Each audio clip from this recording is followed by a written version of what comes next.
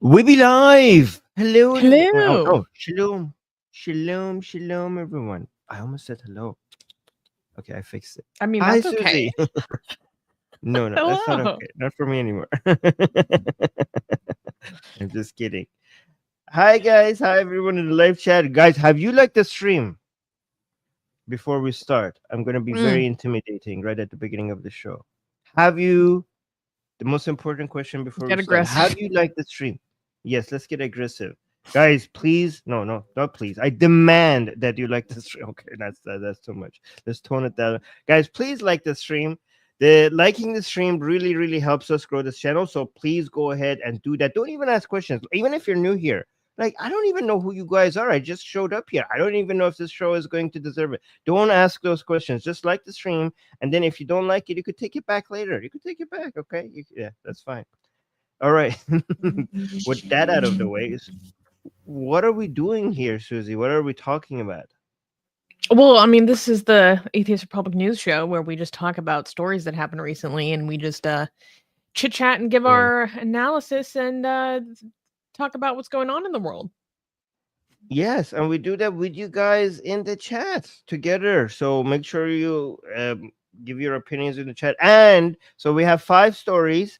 Let me see. Are they all Islam related again? Yes, I think so. Islam. Yes. Yes. Basically. And the first one is Islam in the UK. Second one is Islam in the UK. Third one Islam is in the US. What is this one? Oh, Well, some of them are fourth more one is like Islam in Netherlands. kind of more geopolitical security related, I guess you could say. Last one, But yeah, but especially. dealing Oh, dealing with an Islamist power, so right. take that as you will. So yeah, so we're gonna talk about it and with you guys to see what we think about them. These are interesting. Islam in the Netherlands one. I'm wondering what that is all is about. And the last one is in Iran. So UK, United States, Netherlands, and then between Iran and United States related. Hi guys. Okay, people are here. Jean is here. D is here. Jody is here. Per Holstrand is here. Sam Field is here. Okay, yeah, I can some of your names I can read. But guys, thank you so much for being here, and thank you, Susie. Again, we miss Susie. We know she doesn't. She comes here only once a week, so we miss her every time. But now she's here. Susie, every time, sometimes when I do my shows by myself, there are always somebody in the chat like, "Where's Susie? Where's Susie?" Like they don't Aw. know that I sometimes do. Yeah. And oh, by the way, Susie, do you know on our Persian channel, a lot of comments are just, even though you're not there, people thanking you. Oh, So you that's so should come and say sweet. hi at some point. Yeah, you I should know. come. I haven't been on the Persian channel in a long time. I need to go. I need to go back Yeah, yes, you should soon. come. Yeah, please. Can I Um, share something with our audience because I find this hilarious and then we can get started. Last yeah, night, go ahead. I legitimately had a dream. Actually had a dream last night that I was explaining Surah 434 in the Quran to someone in my dream. I was explaining wife beating in the Quran to people in my dream. that's that's amazing. That's Like, amazing. I must say. I never get a break, do I? Okay. Okay, that's good. Well, that shows where your mind is. Dude, it All was right. yeah. Yeah. Okay. What's happening That's to funny. me? Oh wow, we got a big super chat already at the beginning of the show. You Oh my wanna goodness. Wow, holy crap, Jean gave a huge super thank you. chat. Thank you for supporting us so much, Jean. Saying Susie and Armin have some money. Well, thank you. That's a lot of Thank you. shekels. Thank you for saving lives. PS is the new stream available as a podcast. So it should automatically be like a YouTube podcast because we set Yes. that up. Um, Yes. We do, yeah. I don't know how people consume YouTube podcasts, but we have set it so that it turns into a podcast. So it should be available. Yeah. Yeah. But thank you. This is guys. We used to be just Zionist funded. Now we're seriously Zionist funded. That this is like that. We got a lot of shekels, guys. This is Wow. the accusations are true. We are funded by Zionists. We can't hide it anymore. I mean, it's a red super chat, so we tried to hide it for so long, but we can't anymore. So there you go. Gene has And exposed us. Yes. member of a year celebrating their year anniversary membership. Thank you. Satiric Game saying it's 3 a.m. in Melbourne, but I'm awake, kinda. Well, hey, No. Well, hopefully we thank can you. help you. I was gonna say go back to sleep, but I don't want it to be because we're boring or No, anything. But go no, get no. We're gonna sleep. ruin your sleep. We're gonna ruin your sleep with a lot of excitement and a lot of interesting content. So you're welcome. Oh, also we got 5 wow. memberships for people in the chat. Thank you so much. Or I think I'm pronouncing it right. But thank you. So 5 people just became members. Oh, guys, yes, please become members, because if you become members, if we get to 1,000 memberships, then all of our financial problems will be completely secure forever. So get us to let me see how many members we have. And also, guys, we will be reading super chats between the stories that we're going to be covering. So we could do one story, then we check it to super chats, and then we do one story. So please, if it's financially feasible, consider giving us super chats. Oh, we're getting another super chat. Oh wow, Gingosaurus gave 15 shekels. Thank you. Thane, would you care to make a Thank you. segment about Christian nationalism? I recently listened to a few videos of them, and to me it's like Islamist but Christian. So that's a little bit of a simplification, but yes. That's a big topic. That's a super big Yes. topic. I don't even know where to begin getting into that. I don't know if a certain story comes up, we could. I also think I don't know. Israelis should not appreciate Christian nationalists' defense of Israel, because Oh, 100%. they make pragmatic and rational reasons defense for Israel difficult. A lot of anti-Israeli people love Christian nationalist defense of Israel, because they use that as a way to try to dismiss the importance of defending Israel by trying to make it look like it's lunacy to defend Israel, right? So I think Israelis should not welcome that as a defense, in my opinion.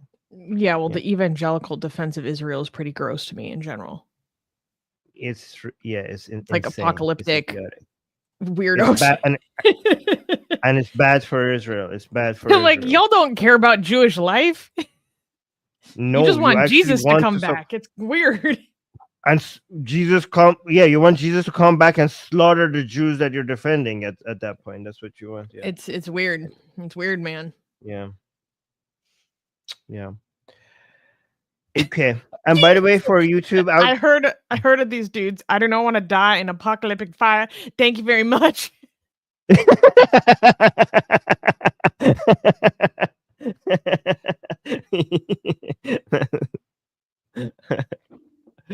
Okay, yeah. Also, by the way, I'm gonna make some enemies here, but now that we're on the topic, let me just say it. Okay, not all. Hashtag not all. Okay, I said not all, so don't come at me. Okay, a lot of Hindutva support for Israel is based on them believing that the accusations against Israel is true and loving it, and they are loving it, right? So they are like, the accusations of right. So a lot of Hindutva support for Israel is like, yes, yeah, it's so bad. Yeah, like Israel is committing genocide in Gaza, and good on them. Right. That's what they like. Like they're like, oh my, yeah, killing civilian Muslims, Israel on purpose doing that. Yeah, they are doing that, and we are 100% behind it, right? So and we're proud of again, we're proud of them. So yeah, that's not the type of defense that you want, right? Like people who are or it like just wants Muslims to die, and they think Israel is basically doing that on purpose. So yeah, we don't want that type of defense. Look, it's bleak out here, guys. Yes, yes. Yeah. Okay. Okay. Wait, Some Genius. Hindufa support Okay. of Israel is so cringe. Like, there are all these dudes showing up at the Israeli consulate in India, like with their little pretend swords, being like, "We're gonna fight for you." I'm like, okay, Baba, like, go have a tea. Like, what the fuck? What the- Oh shit. Yes. Oh yes, my yes. god. Oh, we got a 10 euro super chat from Kenny. Thank you. Almost a pound. Yes, our Thank you amazing so volunteer. much, Kenny. Thank you, volunteer. We don't like, yeah. So not only we don't pay him, he pays us with super chats as well. That's like extra support. Thank you, thank you. And Satiric Games is saying with the super chat saying with $5 saying I don't even like the biblical claim for Israel, and I'm Persian, and I'm Persian Jew. Oh, I didn't know you're a Persian Jew. That's fantastic. Interesting. Yeah, and obviously, people here usually don't like the biblical defense. We're an atheist channel. Of course, we don't like that. Anyways, we should move on to the first story. Yes. Yes. Yeah. Okay. Is it clappable? Yeah, this is interesting. We're gonna get into some security related stuff. Okay. First news. UK's bold crackdown on the Iranian regime's secret agents. In a decisive move to clamp I misspoke. Rewind. In a decisive move to clamp down on foreign influence, particularly from Iran, the UK has tightened its regulations with the enforcement of the Foreign Influence Registration Scheme, or FIRS for short. This stringent framework requires individuals and entities acting under foreign directives, particularly those associated with Iranian intelligence agencies like the Islamic Revolutionary Guard Corps, or IRGC, and the Ministry of Intelligence, or like MWAS for short, to either register their activities or face up to 5 years in prison. This scheme is especially concerned with the murky realm of criminal proxies and gangs that Iran employs to conduct espionage and exert influence covertly within the United Kingdom. Addressing this complex challenge, the UK Security Minister Dan Jarvis highlighted, quote, Iran doesn't act directly but uses criminal proxies to do their bidding, helping to obfuscate their involvement while they sit safely ensconced in Tehran. This policy forms a crucial part of the UK's broader strategy to expose and mitigate the sophisticated threats of foreign espionage and influence operations, aiming to bring transparency to political influences and safeguard the nation against the destabilizing activities orchestrated abroad. Okay, so there's a lot to get into here. And one of the first things that's important to understand is kind of what FIRS is and what it is not. So, as an American, I am more familiar with our Foreign Agents Registration Act, or FARA for short. And that's basically it's requiring like individuals and entities that act as agents for foreign principals to be registered and disclose their relationship as a representative of a foreign power. Like they have to disclose it and do reports and activity logs and all this stuff and be transparent with the United States government about what they're doing and who they're meeting with and who they're influencing, etc. And I really like FARA. FARA is in America is purposefully designed to have like really broad applicability. Now in the UK, their first system is kind of similar, but it's much more specific. So basically, it's regarding it mandates a registration for those who are lobbying politicians, more specifically, and or engaging in other influencing campaigns on behalf of other governments or political organizations and entities. And basically, it's supposed to provide insight to the British government and to the British public about who is influencing their politics, who is influencing their decision-making processes, etc. But it's more it's a tighter scope. The FERS is focused more narrowly on direct interaction with the UK government and decision makers, versus in America, it's public relations, political consulting, lobbying, etc. It's very wide. And so basically, they have decided, and I don't know, maybe I'm too American brained, but to me, I thought it was insane that this wasn't already the case. Why were they not already treating Iran this way? And then I'm like, am I too American brained that I don't assume that like everyone has as antagonistic a relationship as we do? I don't know. I don't know. To me, it's like such a obvious and imminent and present danger that I'm like, why were you not already on the highest security tier? I don't know. So basically, there are different levels of this system, right? And Iran is the Islamic Republic, I should say, is going to be moved to the highest tier of this system to help crack down on their influence operations in the UK. And in a statement to the parliament, what's the title of this guy? This MP who was in charge of this said that the director of MI5 stated that since the start of 2022, the UK has responded to 20 Islamic Republic-backed plots presenting potentially lethal threat to British citizens and residents. So basically, we have seen a giant spike since 2022 in active assassination plots in the UK in British soil. Upwards of 20.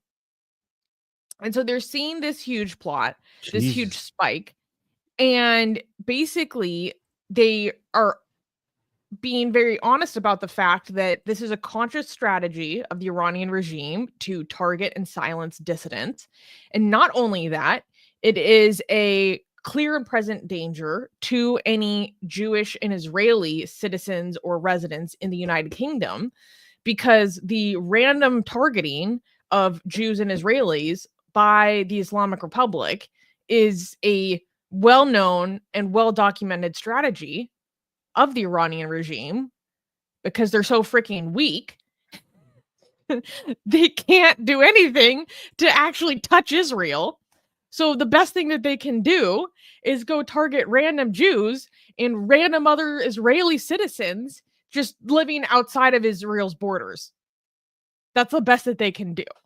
And the UK government is basically saying that we know that this threat exists, and we know that they have a lot of different tactics to do this, but and we need to be upping our security clearances. Not security clearances. What's the like our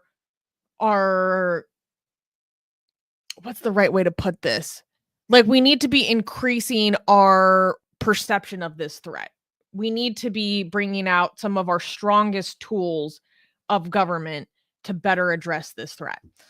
And so basically they're bringing it up to the highest level, and then they're also looking at how can we utilize counter-terrorism laws that are currently on the books to help prosecute the people who are engaged in the tactics of the Islamic Republic. So to help people understand this better, the Islamic Republic has, to quote this one report I was reading about their influence strategies, when it comes to how the Iranian regime likes to assassinate people, this one report I was reading described it as a low level of professionalism. So basically, the when trying to conduct assassinations in, say, America, they have pretty low levels of operational security. It's a very hostile environment for them to try to do their own operations. So what they do is they go hire other criminal gangs to go carry out their dirty work for them. So In America and Canada, they hire Hell's Angels to try to conduct assassinations for them. They hire a lot of like Chechen, kind of East European, Azerbaijani gangs to go do hits on people. In Sweden, they hire all these different gangs. I think maybe some Kurdish gangs in Sweden. And so basically they outsource their assassination attempts to these criminal gangs. And so the UK is saying, okay, we know that they use this tactic because there was this Chechen-born Austrian national dude that tried to do an assassination attempt on a journalist from Iran International, and they caught him. So how can we basically adjust our current counterterrorism laws to appropriately go after this specific tactic of the Islamic Republic? And so all in all, this is a good step. I was reading different opinions and commentary about this measure that the UK is taking. And some Iranian scholars living in the UK are like, this is good, but we don't know if it's going to be enough, because the UK already has a lot of laws on the books, but the law enforcement doesn't know them. They're not being enforced. Like, it's good to have this heightened scrutiny. It's kind of, again, crazy to me as an American that it wasn't there before. But the UK hasn't even listed the IRGC as a terrorist organization. So, but they're saying, but having the extra scrutiny is nice, but we need application, we need enforcement, and I don't fully know if that's going to be there. So I have more that I want to say, but Armin, I saw that you found a video. Yeah, first of all, these are declarations of war, in my opinion. I don't know if you guys disagree with me or not. And they have been going on for the past 40 years. And the fact that Europe as a whole hasn't taken a much more aggressive stance against the Islamic Republic, this is an actual... So you know how sometimes like, oh, we shouldn't exaggerate. This is not invasion. This is violent operations by a state of another country within your borders, right? So you know how sometimes people say don't exaggerate, this is hyperbolic. This is not hyperbolic. This is the regime in Iran hiring people to take out sometimes citizens, often citizens of European countries within their borders. And in response, European countries still have diplomatic relationships with the government of a country that has been proven to have been doing this for the past 40 years, more than 40 years. And I don't understand how this is not a bigger deal than it is right now. Like, oh, let's investigate this. Like, I mean, you guys still have embassies in each other's borders. You guys still do, appeasement, negotiations, trade. What the fuck? Like, how is this not escalating to it's a so much, weird much, to me much that there's higher an level? embassy for the Islamic Republic in England. It's crazy to me. Yeah, I mean, recently, I don't know if you guys know this. Yes, I wanted to talk about this. Thank you. Sorry. So yeah, no, that's go ahead. I'm not going to play the whole thing, but this video just came out from Iran. This guy, Rafiq Dus, which is one of the first IRGC members. This is one of the main founders of IRGC, and a video came of him from within Iran, from his office. Somebody did an interview with him, and this was a major shock. And I know a lot of you are going to say that why is this a shock? We already know this. But this is a major shock because this is the first official admission by the regime officials, as such high-ranking regime officials, coming out and transparently admitting that that not only he himself has been involved in terror operations and terrorists and bombing, killing people, and also in Europe. And they Armin, also... I think you need to back up a little bit. Just say frankly what he said. Okay, so I'm not gonna go through the details. If you guys want, I could do a show on it. But he basically mentioned back in the day, like back in the early years of the Islamic Republic, how they carried out assassinations of very famous people, um, of, of Iranian dissidents outside Iran's borders in Europe. And he was also transparent about how like they actually had official meetings with German and French officials telling them that they're doing this and they need to back the fuck down. Like it wasn't like secret. They weren't doing this secretly. They were doing it while communicating to the European officials that they're doing it, and threaten to do some more if they don't release this and that and did and that. And also claiming here in this video that the French and German officials backed down, like they were afraid. Like not like, so example, the German officials, not only did they not retaliate, they were so scared of these terrorists that they released the person that they wanted them to release. Like they actually folded, like they actually submitted to their demands.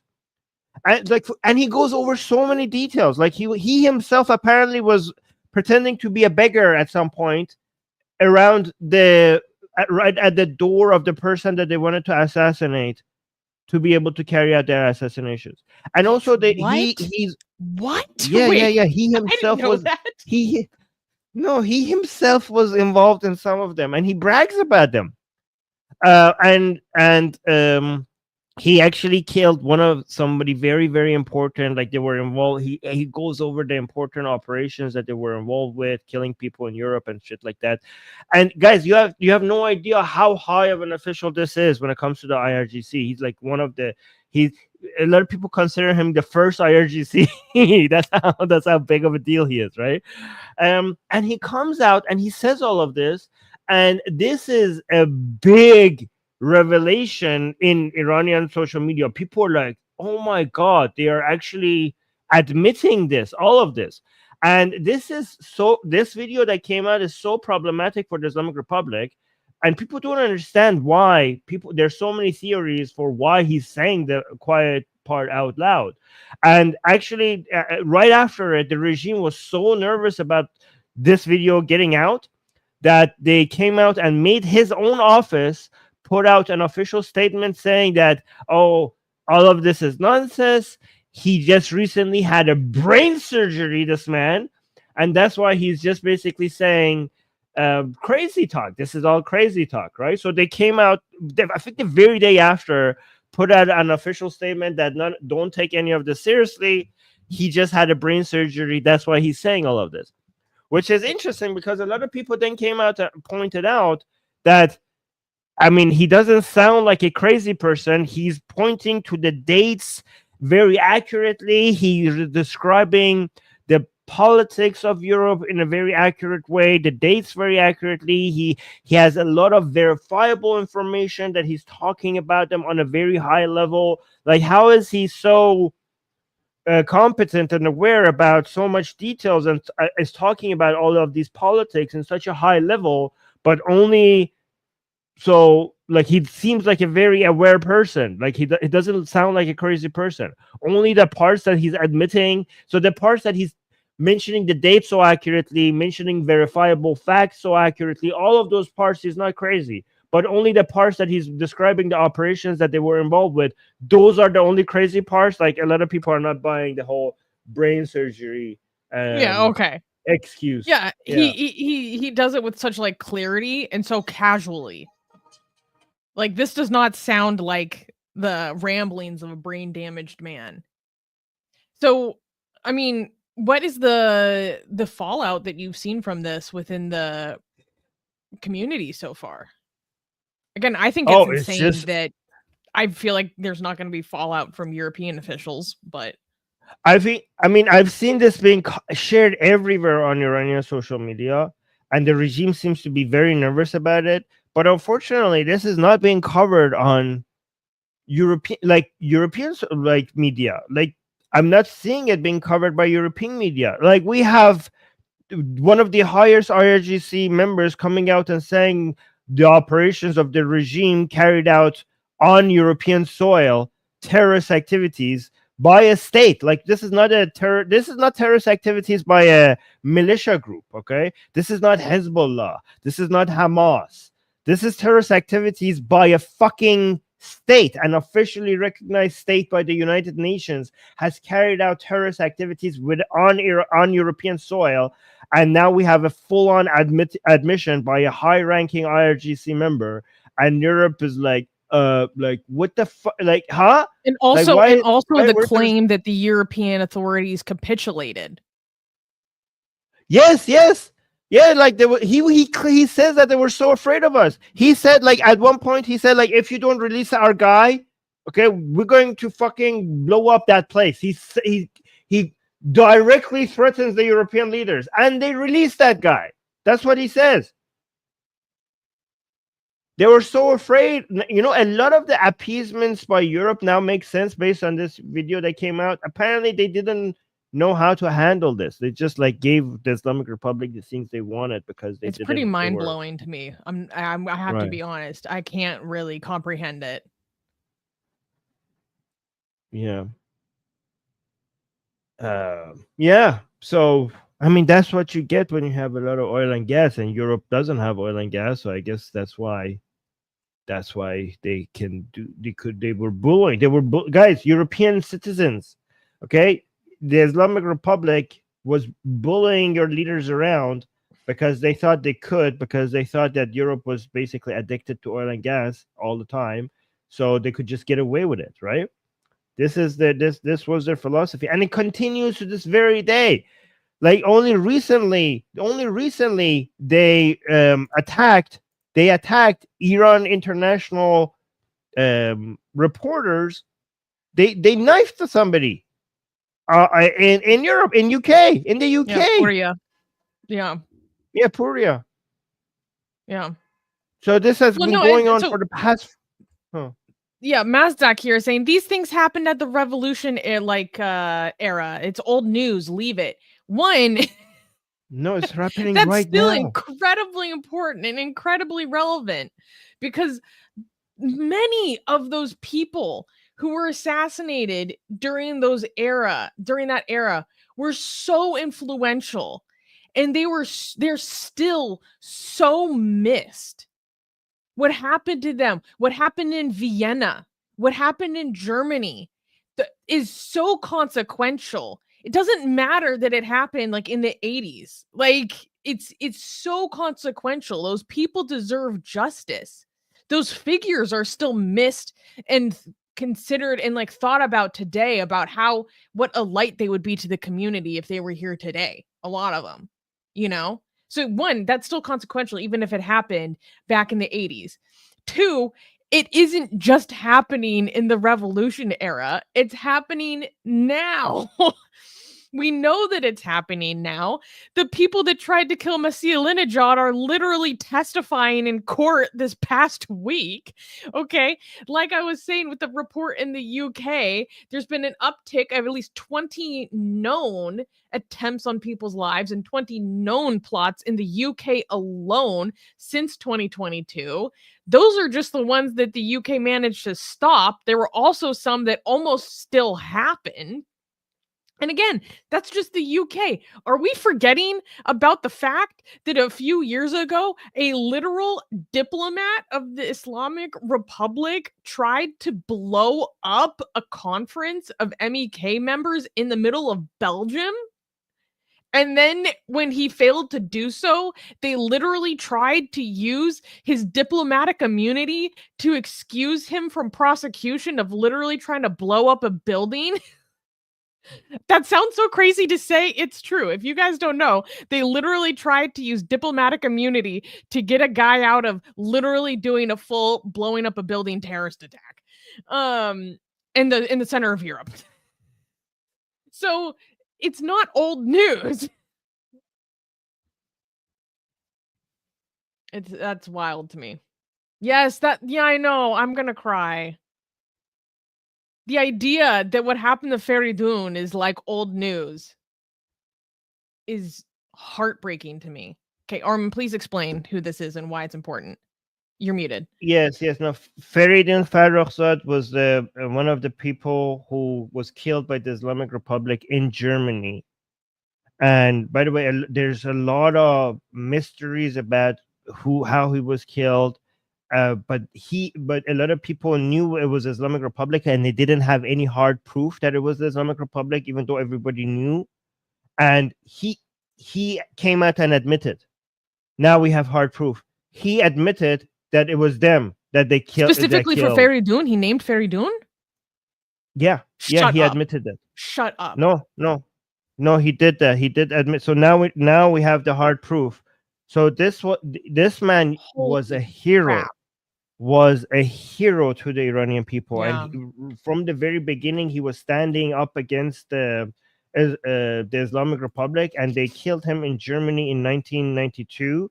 They stabbed him and beheaded him in his apartment in Germany, and they also they heated the apartment so that his body burned, so there's no evidence for, like, it was a brutal.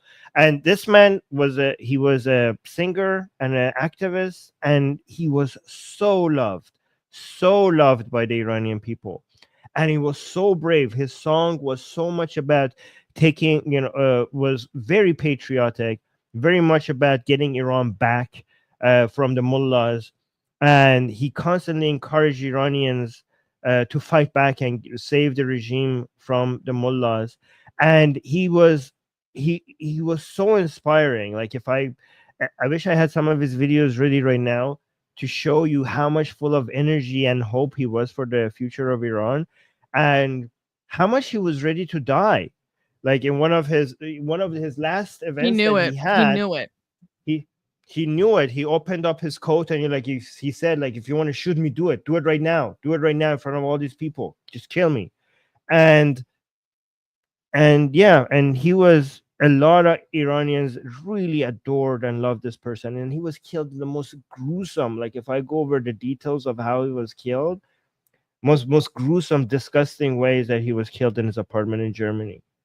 And also the German government was, a lot of Iranians think that the German government was complicit, and they knew that it was the Islamic Republic. And there's a lot of evidence that the German officials tried to hide the evidence and stop the investigations to show that this was the Islamic Republic, out of the fear of what will happen.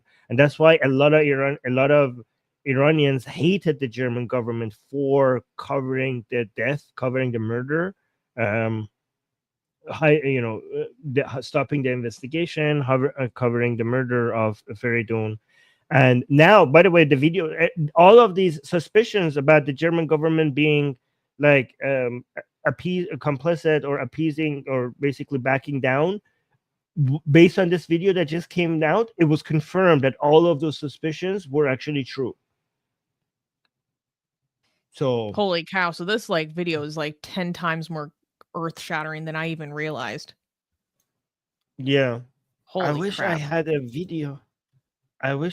Yeah, by the way, he's an amazing singer. If people need to look up his music.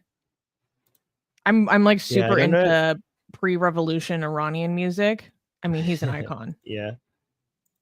Armin makes fun of me because he's like, you listen to the music my parents would listen to. What the hell? No, Feridun Farrokhzad, I love his music too. It's very inspiring. So okay, Mazdak is saying, may God bless his soul. I was not talking about him. If he talked about Feridun, I apologize.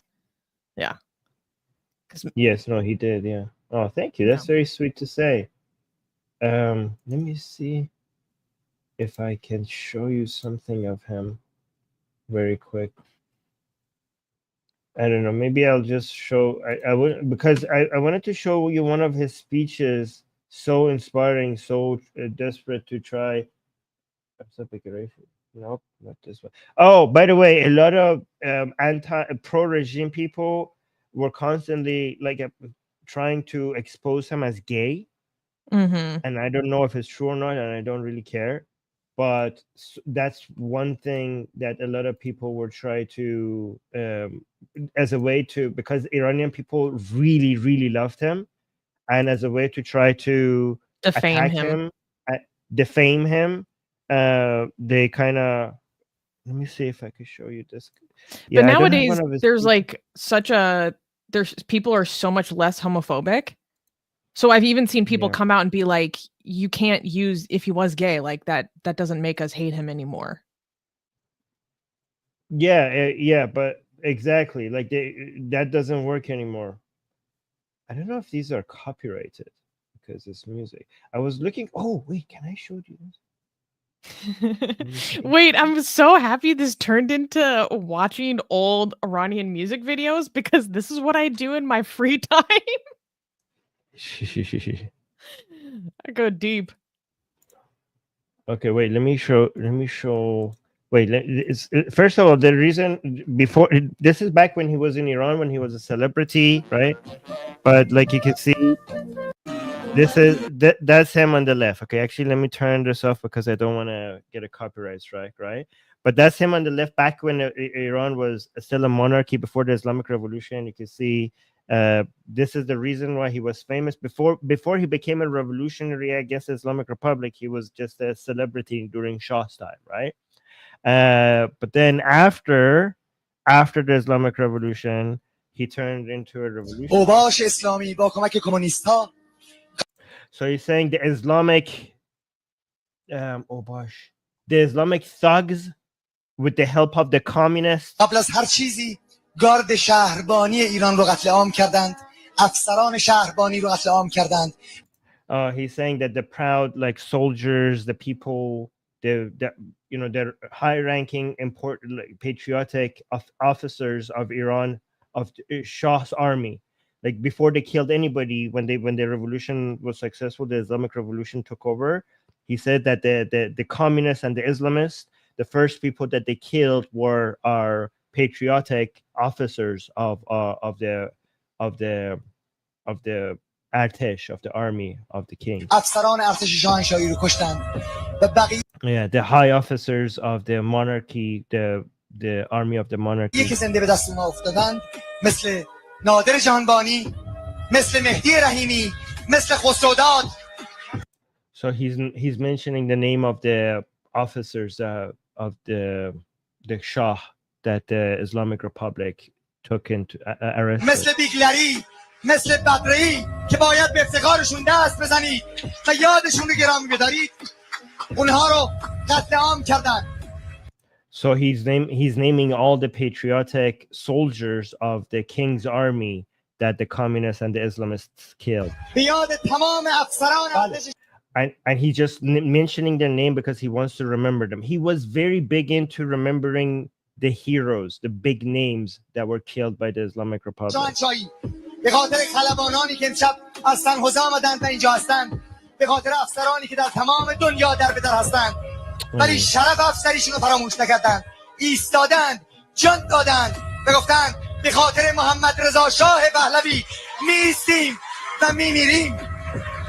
He says, like, and there are still all these other officers and military personnel of the former government that they still are here today, that they say that we will stand for Muhammad Reza Pahlavi, for the Pahlavi, we will stand strong and we will die for them.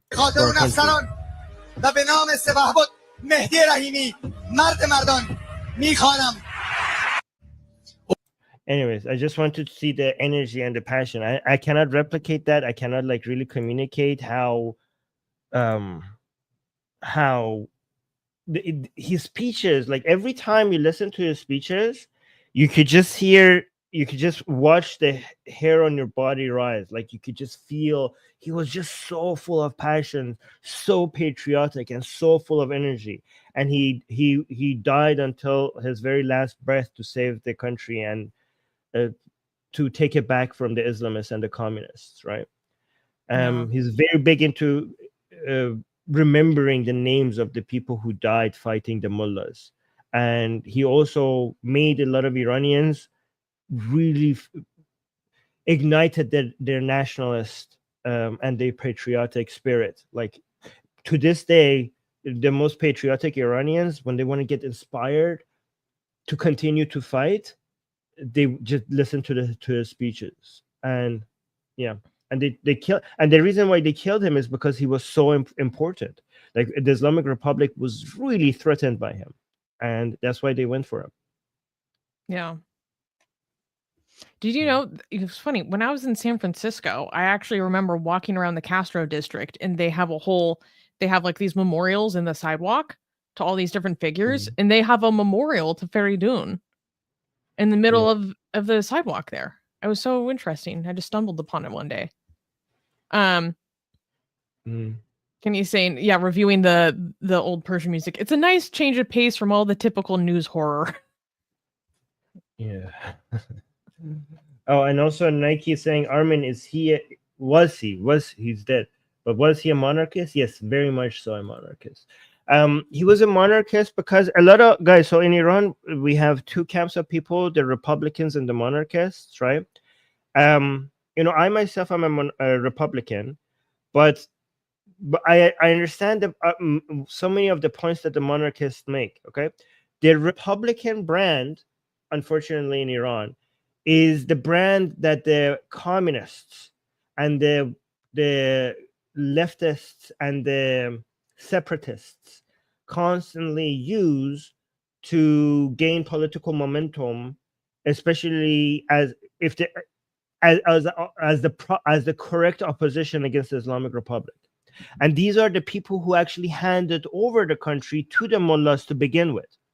So the defense of the monarchist brand is not necessarily for the sake of monarchy itself all the time. I mean, some people just like monarchy, but the monarchy brand is also from a utilitarian perspective, from a pragmatic perspective, it's just a filtering of everything that destroyed Iran.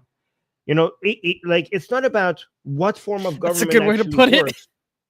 Yes, because first of all, the Iranian people, the ones who want a monarchy, they don't want an absolute monarchy. They want a constitutional monarchy in the same way that we have in Norway and Sweden, like that, right? With the king having only ceremonial powers, right? And the actual governing is happening by the prime minister. That's the type of monarchy that they want.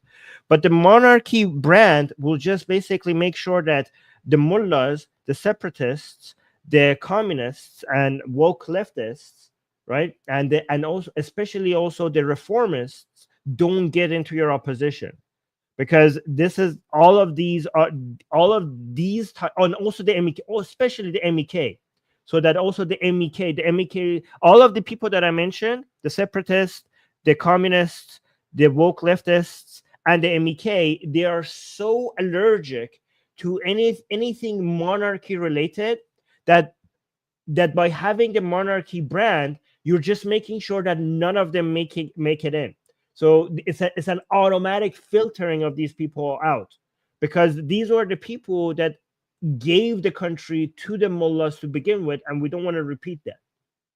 So I myself, as a Republican who's not a monarchist, understand that. I understand that point of view, and I defend it, actually.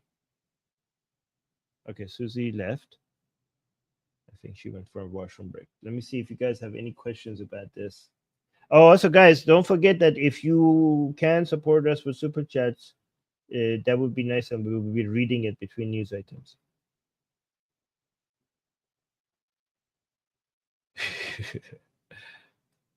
Okay, so I'm back. So saying oh yeah, so let me just read this thing. The leftists, they are cursed people, abominations. They gave Iran to the mullahs. Yeah, so when we say leftists, just please be let's be clear, okay? We're not talking about everyone on the left. We're talking specifically about communists and woke people. We're not talking about liberal people on the left. The term leftist is not used for liberal people on the left. Okay, for example, Mohammad Reza Shah himself had some left-leaning views himself as well. So let's just be clear. A lot of socialists look at some of his policies and they're like, wow, this is pretty based. Yeah. So let's just, we're not talking about everybody on the left, okay? We're talking about a specific type of people on the left, especially communists and woke people, Postmodernists. and also people postmodernists, And also Michel anybody who Foucault believes in any loved the Islamic Republic. yes, exactly. He loved Khomeini as well. Yeah. Yeah. Dude, I swear, Okay. low key, so many of the problems that we have in the West nowadays, we can blame on the French. Yes.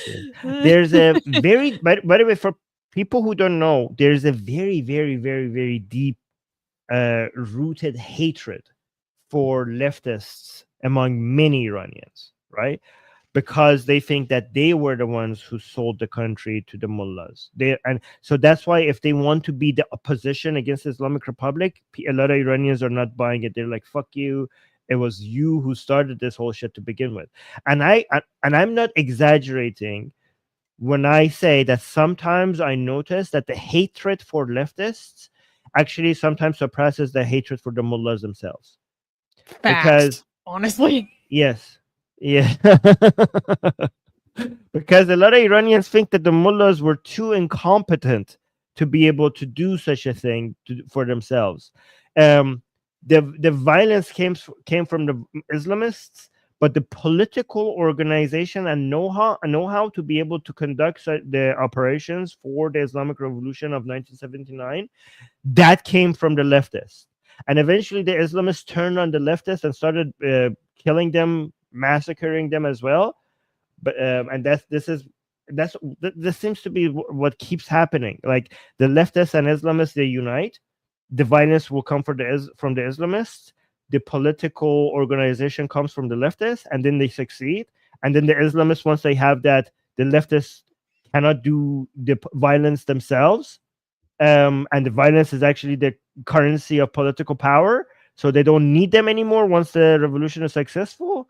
At the very last, at the end of it, the Islamists will turn on the leftists and start massacring. And this is interesting because we have seen this happen time and time again. I mean, this basically happened in Afghanistan as well. But again, it's interesting that the leftists don't learn from that lesson. They just notice that the Islamists are against the world liberal order, against the world powers, and they are against that as well. So they unite them, and they don't look at what happened to leftists before when they united with Islamists. And they just keep repeating the same thing over and over again, which is interesting. Which is why a lot of Iranians are having like PTSD, deja vu when it comes to the student protests and encampments for Palestine right now. Right. But yeah, exactly. Armin, and also, guys, yeah, just one more thing, and then I'll move on. Okay, you guys noticed the video that I showed you, the level of disgust that Feridun was talking about the leftists and the unity behind Islamists and the communists, right? That video is a lot older than when you Westerners were introduced to this idea. Like the whole, like for you guys, like all of this happened after 9/11. You notice so many people on the left defending Islam and Islamists, okay? But that video that I showed you comes from a decade before that, right? So you can see that we have a history with this. Like the conversation of like, oh, the woke is now supporting Islam even though they're anti-Christian. This is a much newer conversation in Western countries, but we Iranians have been dealing with this decades before it actually became a thing in United States and Canada and Europe. So there you go. Yeah, so I know we need to move on. Sorry, Susie. No, let's do the getting back to our original story of the UK. Let's go to the social media. Oh, yes. Okay. By the way, your audio was getting a little bit weird, but it's fine. Now. Wait, let me check. Okay. Or No, how about now? Like now it's fine. Guys, was it just me or was it like that for you as well? Susie's audio. But now it's fine. All right. Yeah, so there's things. Oh, finally some good news. If you're like working for the regime in Iran, you have to register or face prison, which seems like such a weird thing to not have already. But well, you know, we'll take it. Next one. Okay. Oh, this is just the news. This is like the full statement that was given by Dan Jarvis to the parliament. It was like really long, so I didn't want to cover it, but I read it in full.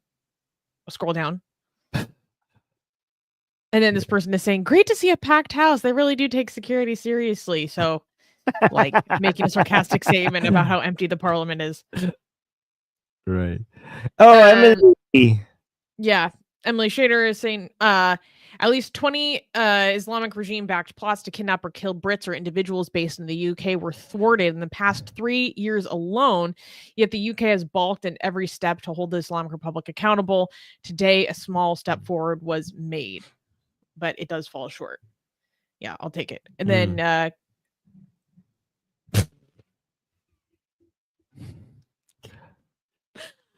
some anti-Semite is replying to Emily going, it's minimal compared to the Jewish subversion of Western politics. Sit down, Jew. Okay, psycho. Wow. Okay. Ay. Anti-Semitism, this I just one we- immediately think is just like, okay, so you're just exposing yourself as having low IQ. Thank you. This person is saying, have you tried flooding the entire UK with hostile Iranian assets with no documentation and then putting them in hotels all around the UK? Oh, you have? Okay. I don't know about that. Okay. That was funny. Oh, we got 2 super chats. Yes, we did. Okay, so and then Idris is saying, on behalf of the French, proud to have given Voltaire, less so Rousseau, and not at all for postmodernists. Let me be clear, I'm just giving a little, I'm joking towards our French, you know, it's all love. I'm making a joke. But the postmodernists really did fuck us all over. Yes, but thank you for Voltaire. That was a huge contribution to the whole world. Thank you for that. Gajan is saying, why do so many leftists support the mullahs? Armin kind of answered this a little bit already. Sometimes it's for pragmatic reasons. Sometimes it's for kind of like ends justify the means reasons. Depending on what historical context you're looking at, it could be to the advantage of the USSR. But generally, there's an alignment in terms of being opposed to the liberal world order and wanting to upend it. So it's a marriage of convenience. That's the most simplest way I can put it. The short answer is their shared hatred for liberalism and their shared goal in dismantling the world order. The only difference is that the Islamists would want to bring a caliphate or an imamate after they destroy the world order, and the leftists they want to bring a utopian communist. You know, that's what they want. Unless they're anarchists, unless they're anarcho-communists, then they want nothing. They want just engagement. Thank you for the other super chat saying, are leftists all cops are bastards unless it's morality police? No, leftists love morality police. You want to know why I know this? Because I was one, and there are the most psychotic internal moral policing of their own community you will ever see. They are obsessed with the moralized policing of others. I mean, we see this in communist regimes all the time. Why do you think we see purges? That's what it is. It's morality policing. They want to expend from existence the human quality of greed, for example, which is inherent to us. Self-interest, which is inherent to us. They want to dispense it from existence. They're obsessed with morality policing each other. And to a certain extent, that's why in many contexts, they are so politically ineffective, because they always eat themselves, because they're always in a purge binge cycle of purity purging. Because they are obsessed with the Puritanism. They're constantly doing witch hunts. That's why a leader will be elevated and then they'll be torn down, because they will always find a fault within that person. They're obsessed with purity. Yeah. Right. They're the most you want to talk about like policing? They're the most obsessed with policing, just in their own way. I don't know, once you notice it, you can't not see it. Right. That's a good point. You should do a whole show explaining your experiences when you were Antifa, part of Antifa. Yeah. I think that would be good. Yeah. Yeah. I just also wanted to quickly respond to. I know Sarah is not serious, but I just want to respond to this because Sarah was saying this channel is an anti-French safe space. So Susie was joking, and so is Sarah. But just to make sure that nobody is misunderstanding us, we love France for many, many, many reasons. One of the most important ones being laïcité. One of the most important ones, especially today, is not backing down against Islamists attempt Separatism. to stifle free speech, freedom of expression. Among all European countries, France is the country that refuses to back down against Islamists on this matter. I mean, we love France for Charlie Hebdo, right? So we don't forget these things. Okay. Oh, so in fact, I just want to appreciate. Yes. I forgot to put this up today. Yeah. Okay. There we go. There's a go. We love France for that. That's exactly. I mean, France could do more, but we appreciate everything that it has done so far. Yes. Okay, let's go to the next news. Next news. Clappable? Maybe. Sorry, Idris, our local Frenchman. Why hate the French when you can hate the Brits instead? Can you guys stop it for 1 second? Can you stop for 1 second? Oh my god. We're trying to be nice. And then Sarah, meanwhile, has switched sides. True and based. Oh my god. I love Sarah's comments. Y'all are a mess. Mm-hmm. Anyways. Wow. That all it took for Sarah to switch sides? That's amazing. That was fast. Oh, how fickle you are. Okay. Okay. Can we clap? Kenny is a closeted Belgian. Okay. Yes, we can clap. All right. Next news. UK Islamic Charities anti-Semitic and sexist agenda exposed. One thing I love in the UK is the National Secular Society, because the National Secular Society do not stop exposing really bad Islamic charities in the US. They don't care. They're going after them and they're reporting them to the authorities left, right, and center. I love to see it. And they did it again. Okay, the National Secular Society, or NSS, has escalated its concerns about the Bedford Islamic Center after reporting it to the Charity Commission for its unsettling social media behavior. The UK-based Islamic charity, registered under the seemingly benign purpose of advancing religion, has been brazenly promoting anti-Semitic and misogynistic ideologies. One post disturbingly advises Muslims to avoid pride and arrogance, which it claims is the way of the Jews. This alongside other posts, such as one invoking a curse upon Jews and Christians, and another delineating women to derogatory categories, such as the chaste and childbearing woman, to the shackle placed by Allah upon who he wills. I'll get into that later. This paints a stark contrast of a picture of bigotry. Additionally, the center's platforms feature sermons by extremist preachers known for promoting violence against apostates and ex-Muslims and condemning homosexuality. Well, they do a lot more than condemning homosexuality. They promote ejection from rooftops. These revelations are causing a stir, highlighting a critical misuse of charitable status to propagate extremist views under the cover of religious advancement, thereby challenging the integrity of religious charity registrations. So, as a quick refresher, when you're registering as a charity in the UK, there are many things that you can say is your charitable purpose. And one of the charitable purposes is for the advancement of religion. And the National Secular Society has constantly brought up the fact that this advancement of religion, charitable purpose, is constantly used by religious organizations promoting things that are actually in violation of the terms of being a charity, oftentimes, and explicitly promote harmful traditions, harmful practices, misogyny, killing apostates and blasphemers, etc.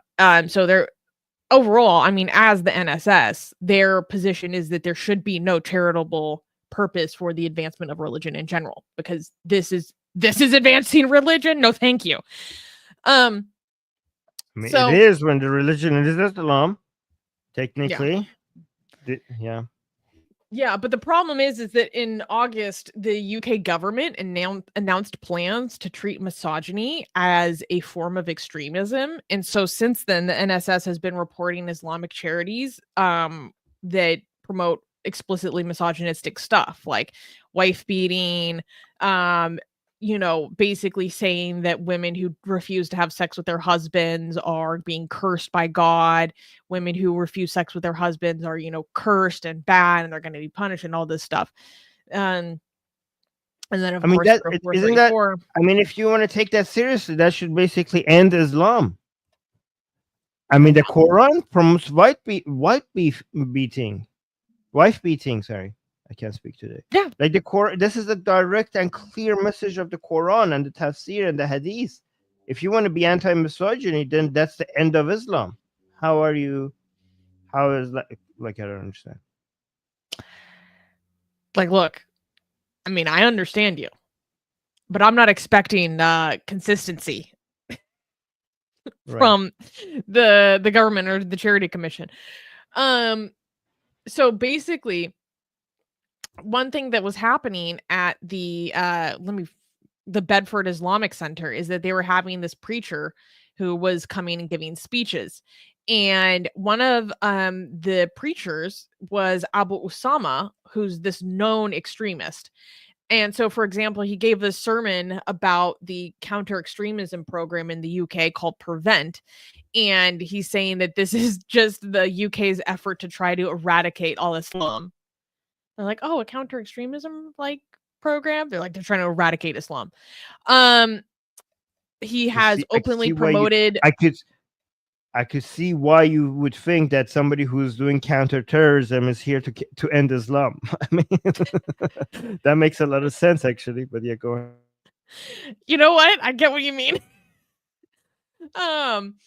He has been filmed saying, okay, YouTube, these are not my views. I'm reporting on the views of other people for the purposes of education and awareness. He said, quote, take that homosexual man and throw him off a mountain. And, quote, whoever changes his religion from al-Islam to anything else, kill him in the Islamic State. He's also promoting anti-Semitism, saying, oh, this is hysterical. Quote, the Zionists, the protocol of the Zionists, the protocols. In one of those protocols, they said, let's keep the people busy with sports and games. Let's keep the people distracted with sports and games. That's why all those people make all that money. So he's, of course, referring to the bullshit conspiracy theory of the protocols of Zion and basically being like, this is how they control the masses by distracting you with sports. And after there was this other mosque, the Green Lane Masjid, that was going to be receiving 2.2 million pounds in a grant from the government. But when it was exposed that this same preacher was preaching at the Green Lane Masjid, they halted their 2.2 million pound grant because the NSS told the government. It was like, you're giving the money to this mosque, look at who's preaching there. He also, Bedford Islamic Center, on their Facebook page, they warn of the dangers of music, which says it is haram, that music is haram, and that it associates music with shaitan. They also advertise weekly sessions on black magic and jinns, and this is dangerous because of the practice of ruqyas, which is like an exorcism, and there have been people who have died in exorcisms in the UK, including children. In some, how do they die? What do they do in the exorcism? Well, Oh there yeah, was what one did they really do in it? famous case where this is crazy. In 2021, as part of a Rukia, an anesthesiologist put his partner, Kelly Wilson, into a coma and then induced a cardiac arrest. Now, that's a What? little bit of a outlier because I'm not familiar with the practice of putting people under anesthetics during Rukia, but that Is just this goes to from there? show like how out of control this kind of practice can get. Wow. Yeah. It's pretty Yeah. crazy.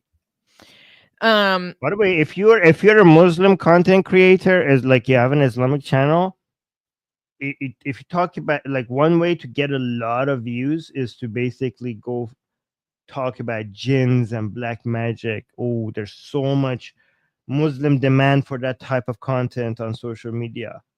You know, if you go like find like you know how like in American TV you have ghost hunting TV series and shit like that, Yeah, or like right? psychics. So yes. So on Islamic content creators, if they go look for black magic and jinn and exorcism and shit like that, that gets a lot of views. There's a lot of demand for that type of content. What do you think is the craziest jinn stuff? I mean, I know you've seen in the Iranian Shia sphere, there's a lot of crazy jinn magic and Jewish magic beliefs. But what do you think is the craziest thing that you've seen kind of in a Western context? Western context. I mean, I don't Yeah. know what you mean by Western context, but the craziest one is the idea that if you are naked at any time, Yeah. a jinn I might was gonna fall say in this. love with you. Yes. So that's why there are some people I know in Iran that take shower with clothes on. And we're talking like we have like a mullah, like a very ugly, old, wrinkly ass mullah, who I don't know if anybody would be attracted to him.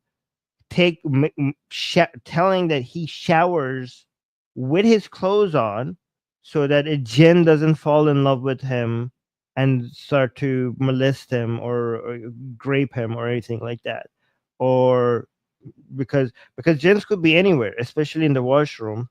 That's apparently where they love to be because they eat shit. Um, a lot of them. So if you are taking a shower and you're not wearing your clothes, you might actually tempt a jinn, and then you're fucked because they're in love with you. So yeah. Oh my gosh. Oh, also, there are people who try to. There are like for example, there are girls who actually try to be sexy so that they tempt a jinn to fall in love with them, because apparently, if a jinn falls in love with you, they bring you treasure. Because jinns apparently have been jinns age, you know, they are a lot older than, like for example, a jinn who has lived for 500 years is like a baby jinn, right?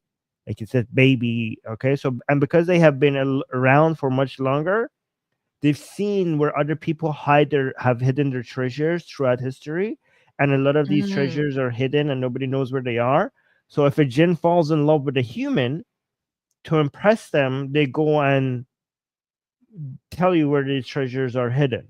So sometimes people are trying to on purpose seduce a jinn so that they could get that treasure. And then the other people were like, no, don't do that, because yeah, you might get treasure, but then he's going to be so obsessed with you that the consequences of that is going to be so much higher. And then we have people who have jinns sending them against your jinns, like, so there's jinn on jinn fighting, you know what I mean? So they have their jinns, you have your jinn, and you have enslaved. Oh, there are people online teaching you how to make enslave a jinn, and apparently Mhm. there are needles involved. I don't know how that works, but if you could enslave a jinn, then you could get that jinn to attack another person.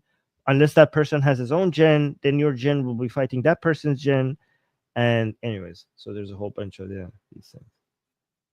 Dude, okay, I've been looking for it, I've been trying to find like a jinn video right now, and there's this one on Ali Dawa's channel, which is basically like quits porn over a gay jinn. So Look, I haven't been able to watch the full video, but What? I think this guy's saying like the jinn was trying to make me gay. Why are you gay? Yeah. Yeah. Gay. Why are you Alright. gay? Oh my gosh! Wait. Yeah, but yeah, Wait. Let's go there find. are.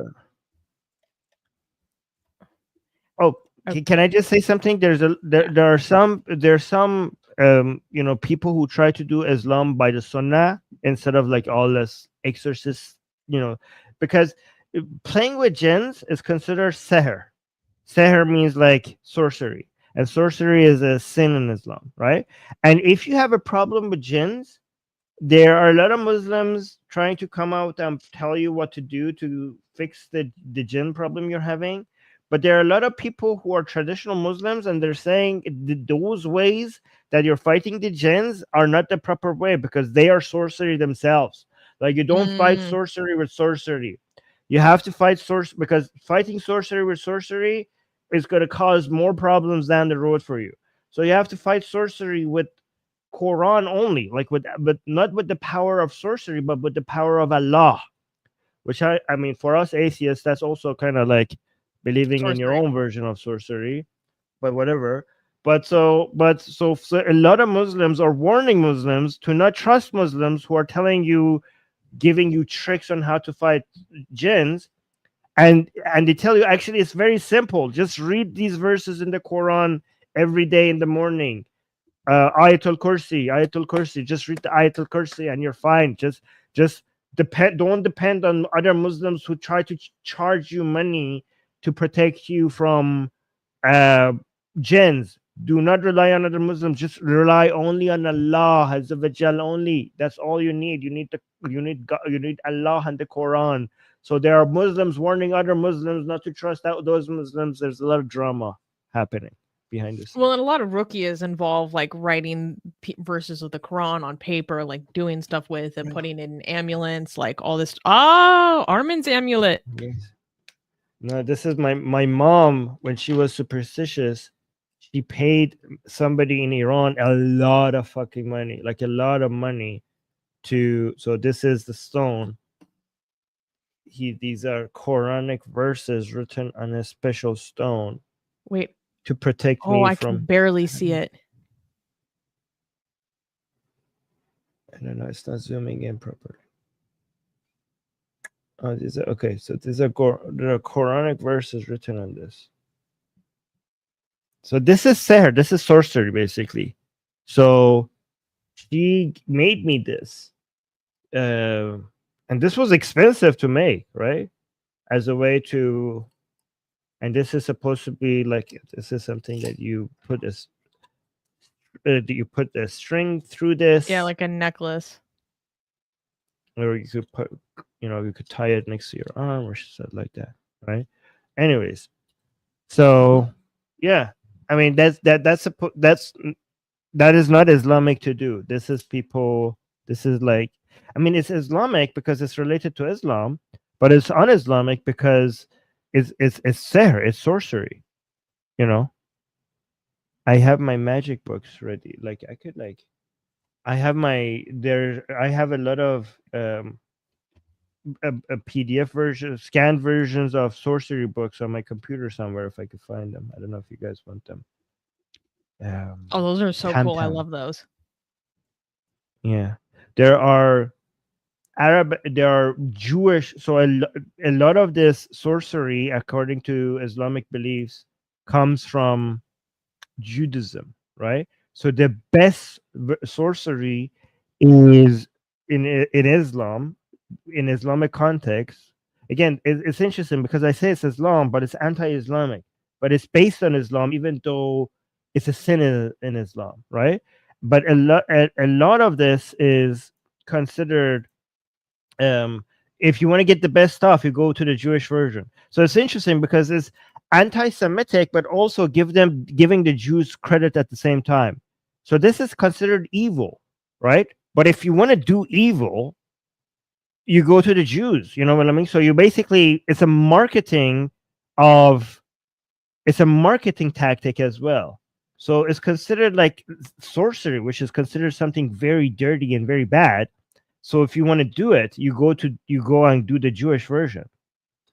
That's how they see it. They're like, yeah, I mean, we want the raw, uncut, powerful from the source. Right. I could actually. Can I show you some of this? Should I show? Do we have time to show? Sure. Okay. Because I have these magical books. It's very interesting. A lot of it looks very similar to the Keys of Solomon. I don't know if anyone has gone on a deep dive on the Keys of Solomon, but it reminds me of that. Okay. Hold on. Let me see if I could. Yeah. So I have Yahud, something of Yahud, if I could find it. Give me a second, please. Oh, here. Ken's Yahud. Yes. Okay. I got it. This is actually quite interesting. Guys, by the way, guys, I should be killed for even showing you this. Like, these are books that were considered for the eyes of a very few people. And some people went and like, people would kill to get these, and for other people not to have access to them, right? But now we have scanned versions of them, right? So you can see some Yahud. You can see that this is all based on Islamic sorcery, based on Jewish sorcery, right? So if you go, I don't know what these are. Like, I need somebody to come and explain all of this freaking crazy. Like, there are, I don't know. Let me see. There are like spells to make somebody in love with you. You have spells there are spells here on how to make somebody sick. There are spells on how, if somebody is making you sick with a spell, what to do. And it's very interesting because some of these spells, I can't remember more about. Look at, for example, so some of these spells really depend on what your name, the letter that your name starts with. Okay, the day of the week that you got sick. So for example, your birthday, the letters that your name starts with, the day that you got sick, the day that this happened. So it's a different spell. The spell changes based on these factors. So this is a spell on how to fix someone's illness. But like, look at all these. It's all based on Quranic verses. It's interesting because it's based on Quranic verses, but they are supposed to be Jewish spells, which I need somebody to come and explain this to me and how that works. Because it's based on Judaism, Jewish superstition that every letter has a magical power, right? Yes. So they took that like from in Hebrew, the numerology and the Kabbalah. Yes, like a Kabbalah and stuff like that. But this goes on and go on. Look at this. Look at the numbers they associate with different verses, and they calculate based on the numbers that every letter is assigned with, which numbers to put here. It's a very complicated. And also there's non-Jewish version of this. It's called Tam Tam, not to be confused with. Oh, never mind. Here, this one is also kind of weird. Let me show this one. I have so many of these books. Maybe one day we will find an expert to come and explain all of this to us. It goes on and on and on. Look at these spiritual. Yes, the drawings are my favorite part. Yeah, I don't know what this is. Those wings are too small for this big fat guy to be able to fly. I don't know how that works. And there's another animal here, and you can see there's letters and there's numbers. Oh, what is this? Fire.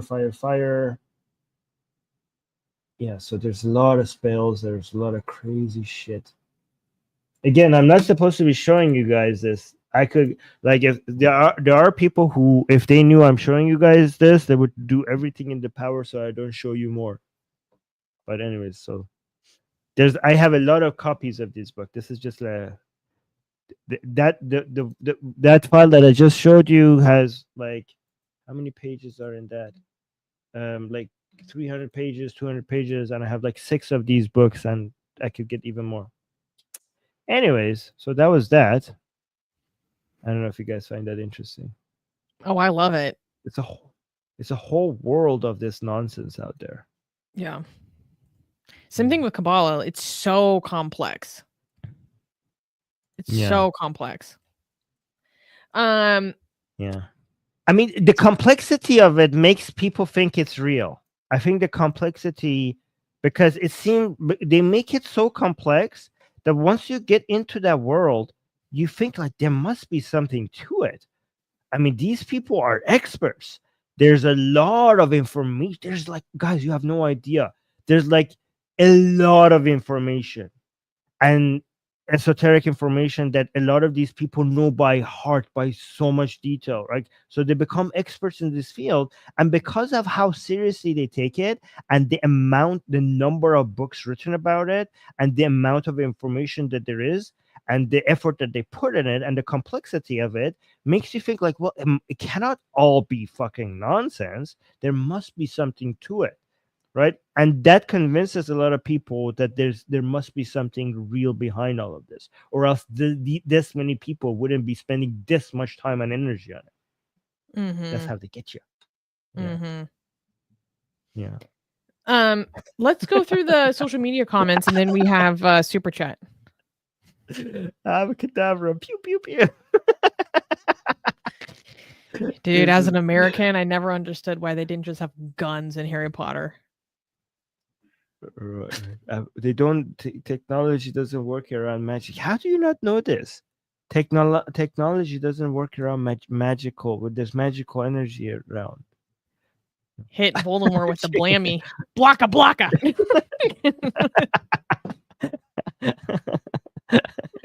Okay. Okay, what is this here? So this person is saying, fantastic, you are doing the Lord's work, irony intended, meaning like the fact that the NSS has like, you know, turned in this charity. It's ironic because they're atheists. And then the next one is saying, very concerning as a Bedford resident. Thank you for calling this out. Yeah, it's a huge problem. I don't know how the National Secular Society just has their eyes everywhere. They just have their eyes everywhere. Yes. Guys, if you're in the UK, maybe consider supporting them. That's a very good organization to have. Yeah, for sure. Yeah. Oh, we got 2 super chats. Thank you, guys. Oh, yes. Infidel Avash is celebrating his membership for 14 months. Thank you, Avash. Saying, Armin, what is the equivalent of Avada Kedavra for them? Okay, so here's an interesting thing. They never make it that simple, okay? Because you know how lawyers make a lot of money because it's complicated and we don't get what the fuck the different laws are and different codes are, and that's why you have to give them shit ton of money to be able to translate that to like basic English.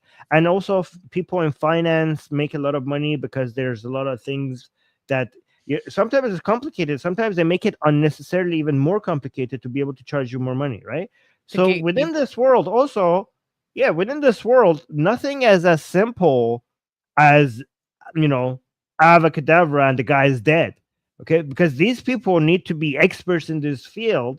It needs to be very complicated to be able to, for you to be able to inflict, you know, you need to hire a jinn and you need to go and get that like snake bone and then get that freaking needle and get that thing and then get a copper like plate and write something in it and then go and put that hair of that person on next to the grave of so and so person overnight, and then, you know, at some point something happens.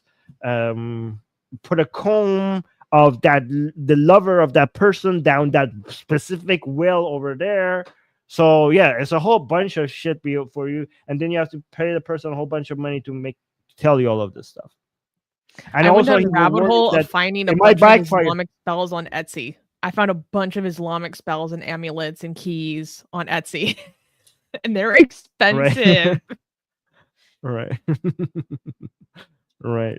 Hundreds of dollars for like a paper cutout of a key that has some writing on it. That's interesting. Yeah. Oh, and like rings because there's different jinns for different things. And like some jinns are like king jinns. I went down a whole wormhole of this and of Kabbalah a few months ago. It was very interesting. Gajan also gave a super chat. Thank you, Gajan, saying Mufti Armin, is it sorcery to turn Quran into binary and then into DNA and then and then to your telomeres? I don't know how to pronounce that with CRISPR. Telomeres are not protein coding. That is not sorcery, because it's everything that is you're describing is happening within the material world. So none of it relies on the supernatural. So supernatural forces, everything you're describing does not rely on supernatural forces, so it wouldn't be considered sorcery. And Amit gave a super chat. Thank you for the 30 shekel super chat, Amit.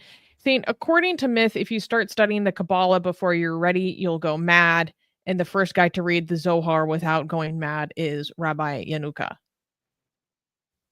I think you might go crazy just because it is obsessively detailed and you're like, what the hell? Yeah, that's one method of explaining that how sophisticated a text is by claiming that if you like things will happen to the how do you say that word? Uninitiated.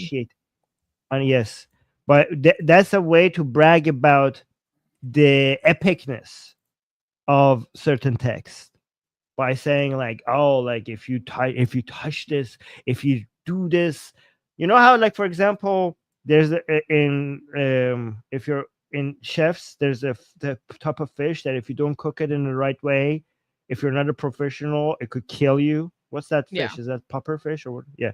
So this is kind of like that. Like, oh, this is like if you are not so they basically don't want just average random people to basically pick up this text and just go do whatever they want with them. You have to pay the professional. Okay, this is our market. This is our money making business. So you have to be very.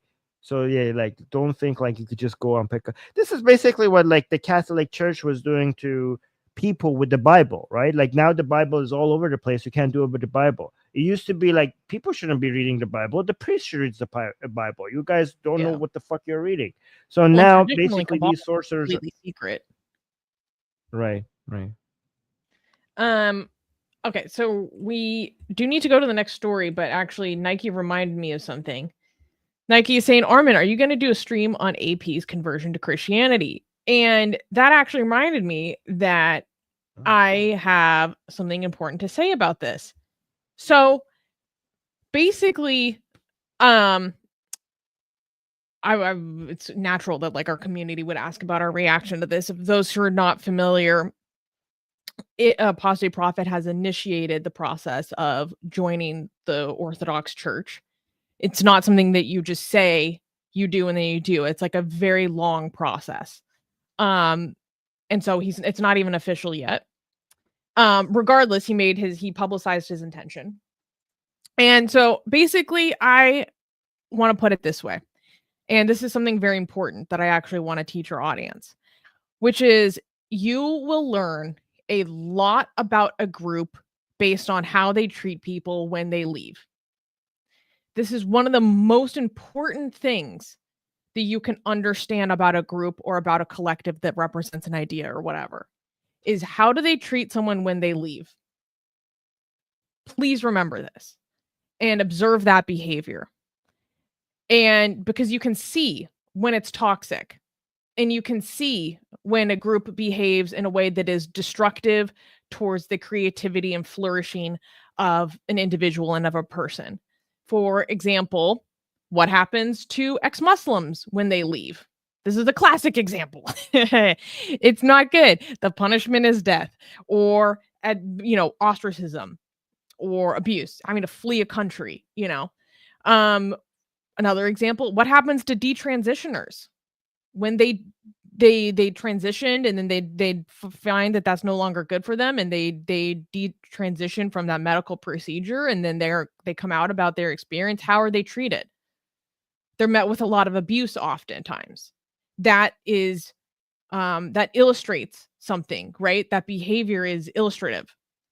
And so my attitude towards apostate prophet is informed by that knowledge. For many people who are part of the atheist community, a lot of them are probably sad or maybe disappointed that AP is kind of leaving that group. But for me, it's important that no one demonstrates animosity or anger or abuse or ostracism towards him, because that is antithetical to his flourishing as a person, right? And I'm someone that has always admired AP. I respect him. He has really like changed my life actually in many ways.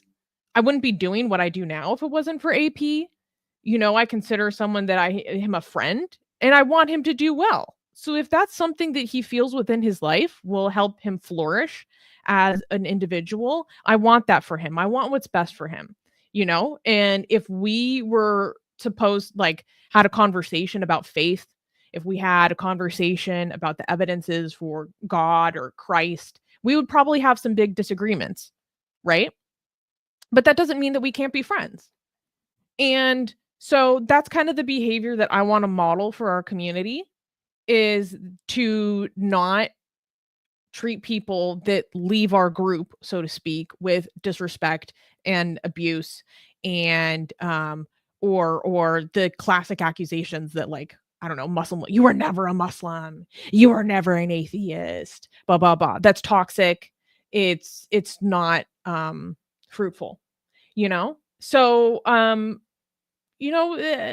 the same way that we feel about AP in general, like, we wish him the best. And so I don't feel like there's a need personally for us to do a whole stream dedicated to going over that,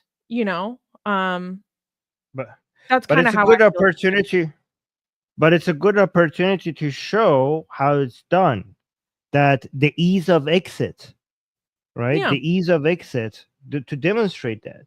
I mean, this was pointed. I mean, I learned this from Susanna, by the way. I didn't realize how great of an opportunity this is to demonstrate that how we treat people who leave, something that we consider a community, right? I mean, he's still in the anti-Islam community. Obviously, he's always gonna be there. But I don't know, in the atheist, agnostic, whatever community, leaving there, like, how do we treat people who leave that? You know, are we gonna? I mean, one of the most important, Susie, you know more about cults than I think most of us here, but one of the most important metrics to see if you have turned into a cult or not is the ease of exit. Is that correct? Like, 100%.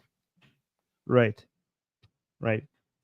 And or how toxic a community is, and that also shows how toxic Islam is, because is Yeah. that it has it has one of the most difficult, if not the most difficult, exits, of Islam, right? I mean, that's also why woke ideology is considered to be a cult, because they make it very difficult for you to leave, right? But I mean, it's not, by the way, guys, when we say make it easy, to make it like continue supporting the person, that doesn't mean we agree. Yeah. But here's another thing we can demonstrate.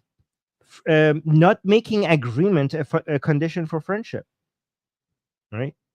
Like, are me and Susanna are anti-Christianity, and I don't think apostate prophet requires other people to be pro-Christianity for him to be friends with people, and we don't require people to be against religion for us to be friends with them. We're not going to back down on our views against religion as a whole, but we could still be. But that doesn't matter when it comes. We could still be friends with people who are. We're friends with Christians. We have a lot of Christian friends. Oh, yeah. They might be against atheism. We are against Christianity, and we get along. It's just our views. We are, just because we're against a certain ideology, that doesn't mean we are against the people who believe in that. In fact, I appreciate religious people being against atheism, but not being against atheists, for example, because that shows they care for it. Like if a religious person is against atheism but not against atheists, well then that person is against atheism because maybe they care for my eternal soul or whatever, wrongfully, but it shows some appreciation and care for me, right? So it's fine for us to be against each other's ideas as long as that doesn't make us turn against each other individually. And we love AP. We continue supporting AP. AP is doing a lot of great work. I mean, not that he needs our support, to be honest. But yeah, we will support him regardless of him needing us or not. He's doing great work, and whether he's a Christian, agnostic, or atheist, he will continue doing that great work. And whatever he does, we just hope that he finds a way to be happy and at peace. Yeah, that's what we want. And I'm assuming that at some point AP will see this, probably, because someone will probably send it to him. Hi, AP. Hope you're doing well. Say hi to your family. Yeah, hopefully. Send this to yeah. But yeah, I just thought that was like an important message to communicate. Yeah. Right.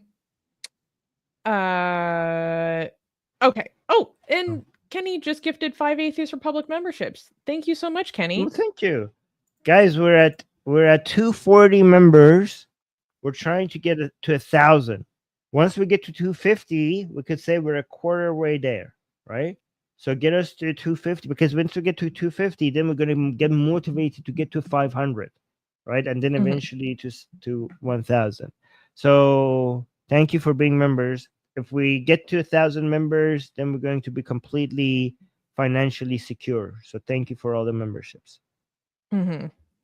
Sketch everything. You don't act like the atheist. You just have the title. I have found no atheist as understanding as you do. Not exactly sure what that means, but thank you. Wait, I'm just being me. Okay. So you think like to be good, to be understanding of other people, that's anti-atheistic behavior. Okay, that's what he's saying. Interesting. Okay. Oh, hey, well, if I can challenge your assumption, I'm happy to do so. Okay, that's what I think. Yes, yeah. Thank you. Yeah. Oh my God, and Kenny just gifted another 10 Atheist Republic memberships. Damn, Kenny, thank you. Oh, guys, Nima is here, which reminds me, Nima, salam. I should give you guys Nima's email, because anybody who wants to volunteer for us. But doesn't he handle stuff on the Persian side only? No. Anybody who wants to volunteer, like if people want to volunteer by highlighting comments during the stream, contact on the English side. Email Nima. This is Nima's email. It's also in the description. Okay. Email Nima and say that you want to volunteer for us. Okay. So thank you for that. We need volunteers to highlight the comments when I'm doing streams. Okay. Okay. We need to go to the next news. We got a super chat. You're not gonna. Oh, you said you saw said Kenny got 10. Yeah. We said that one. And what about Asian American super chat? Oh. I didn't see this one. Gaijin gave a super chat saying gunpowder was considered Taoist magic. I did not know that. Is that true? Because you can just like make stuff explode. Like, what whoosh? I don't know. Okay. I don't know. I have to double check if that's true. Okay. Can I clap? Sure. Next news.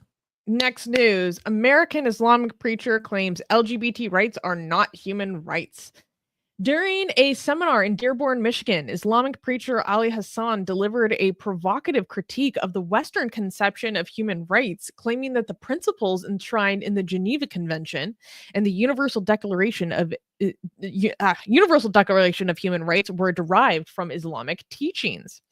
Hassan, addressing the largest Muslim community in the U.S., stated, quote, the oldest definition, the oldest place of what is human rights, it was found in the Hadith, not 75 years ago, not after World War II, but when the Prophet Muhammad came to us. he controversially asserted that American capitalism is the biggest terrorist threat today and dismissed LGBT rights as non-essential, calling them civil rights, but they are not human rights. This bold stance highlights a deep cultural and ideological divide on the interpretation of human rights and their origins. So let's watch the clip. And I actually did watch his full speech. Because I always want to watch when I can. I go watch the full speech. Oops. Because I don't want to take people out of context. You know what I mean? But let's watch the clip. Within these 30 articles of universal human rights that secular nations have created to implement upon Muslims and say that we don't have a grasp of human rights, well, when in fact we are the teachers of human rights. The American dollar and capitalism has been the greatest terrorist in modern in the modern age. They claim a certain group of individuals are a terrorist group. Even within the Geneva Accords, it talks about the right to resistance. And it's quite interesting how they implement their law. Even a resistance force, if they don't like it, they'll just say, oh, it's a terrorist group. So they find loopholes. They find loopholes. The oldest definition or the oldest placement of what is human rights was found in the hadith. Not 75 years ago, not after World War II, but when Rasulullah ﷺ came to us to say that we are the terrorists and we are the ones that are doing this, even though we have developed the most, we have rules for warfare. If you look at the Geneva Convention, the Convention, those rulings are not just based off of their own accord. They took rulings from the Quran and traditional Islamic studies, and they also took it from biblical sources. They took it from both sources, and they implemented Islamic sources, Islamic law, Sharia, on the Geneva Accord. This is not something that they developed. They took it from us. We have to be the ones that say, no, this is not allowed. Even within our societies, allowing for things like the alphabet people, to implement their ideas of what it means to be moral. We have to be the ones to teach them, no, this is not a humanitarian issue. These are not rights that are endowed upon you. These might be civil rights, but they're not human rights. They're not humanitarian rights. And then they use it to weaponize against us. We have to be the ones that teach. Okay, so I went to go watch his full speech. And by the way, one thing I want to know is, how does Memory TV find all these? There's gotta be like an army of interns at Memory TV watching the live streams of damn near every masjid in the US and France and Lebanon. I don't know how they find all of this. Because sometimes it's like a really obscure mosque, like in Pullman, Washington or something. And I'm like, who the fuck? How do you find this? Okay. But this is a masjid in Dearborn, so it's like going to be way bigger. Anyways, I just want to know what kind of weaponization is Memory have here? How do they find these people? I just need to know. So anyways, like I said, it's always important for me to try to take people in context. So I went to go watch his full speech.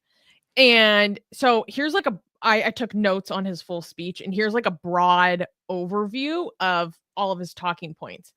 So basically he's saying, oh no, Islamic teaching is the real basis of human rights because it has like imparted us this knowledge about rights and justice, and not only for humans but for animals and for trees. And it's like even cups have rights. Your hand has a right, because on the day of judgment, if you've murdered someone, your hand will speak against you. It's like, how is that a right? Wait, now I'm confused. Your dick will speak against you as well. Your dick will speak against you as well. Wait. At the day of the judgment. Okay, this is a tangent, but I need to know. We have speaking dicks in Islam, just to be clear. I don't know if they have rights. What when you can't keep it in your pants, your dick will speak against you on the day I of mean, judgment? basically every part of your body that you have used to sin with, at the day of judgment, will speak out and testify against your sins and how you use that part of your body to sin. Whether if it's your hand, your eye, your tongue, and they make it clear every part of your body, which includes your dick. Mamma mia. Holy crap. You know, still after all these years, I learned something that takes my breath away. Okay.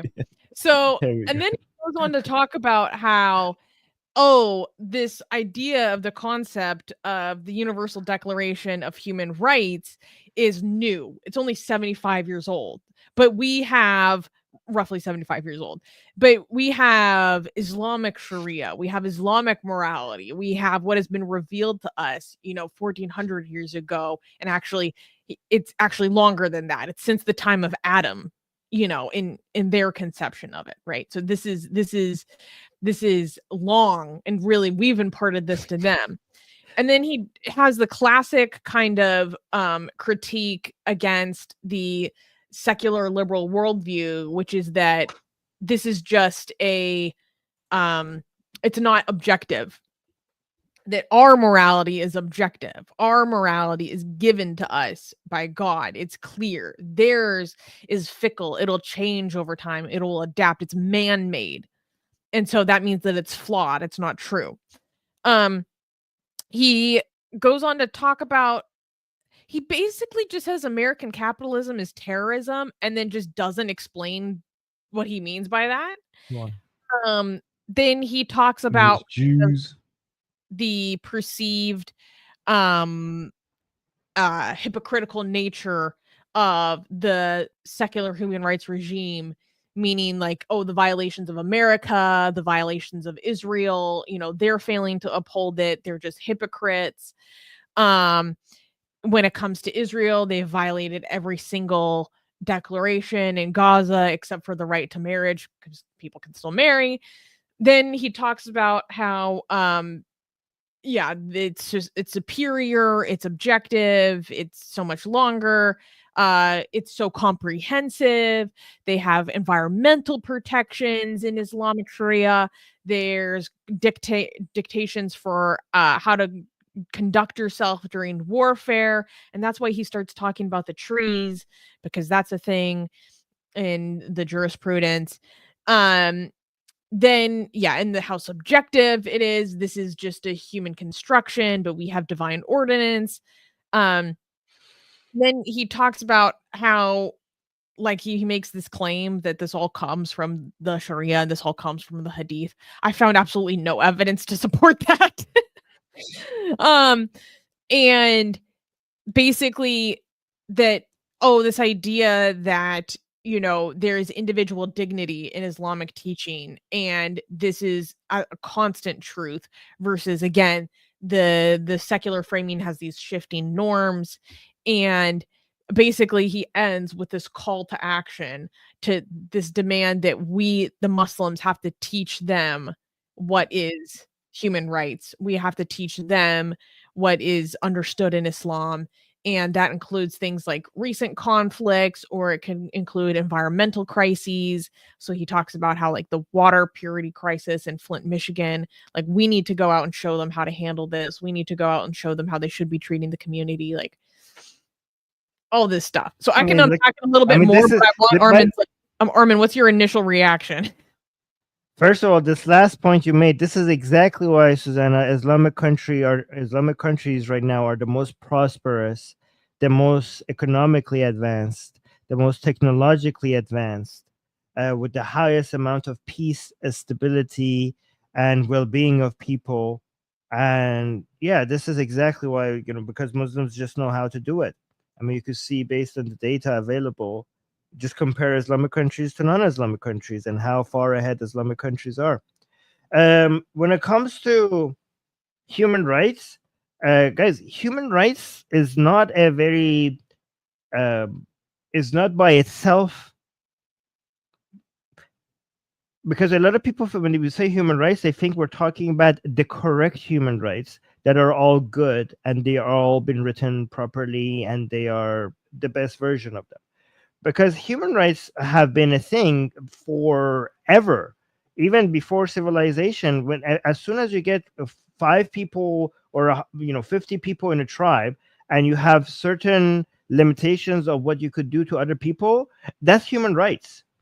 I mean, we had human rights written on the Hammurabi. Okay, so it's basically more earlier versions of human rights, and then the more advanced versions of human rights. It's not like, oh my god, the Western Enlightenment, liberal countries, nobody claims that they introduced human rights.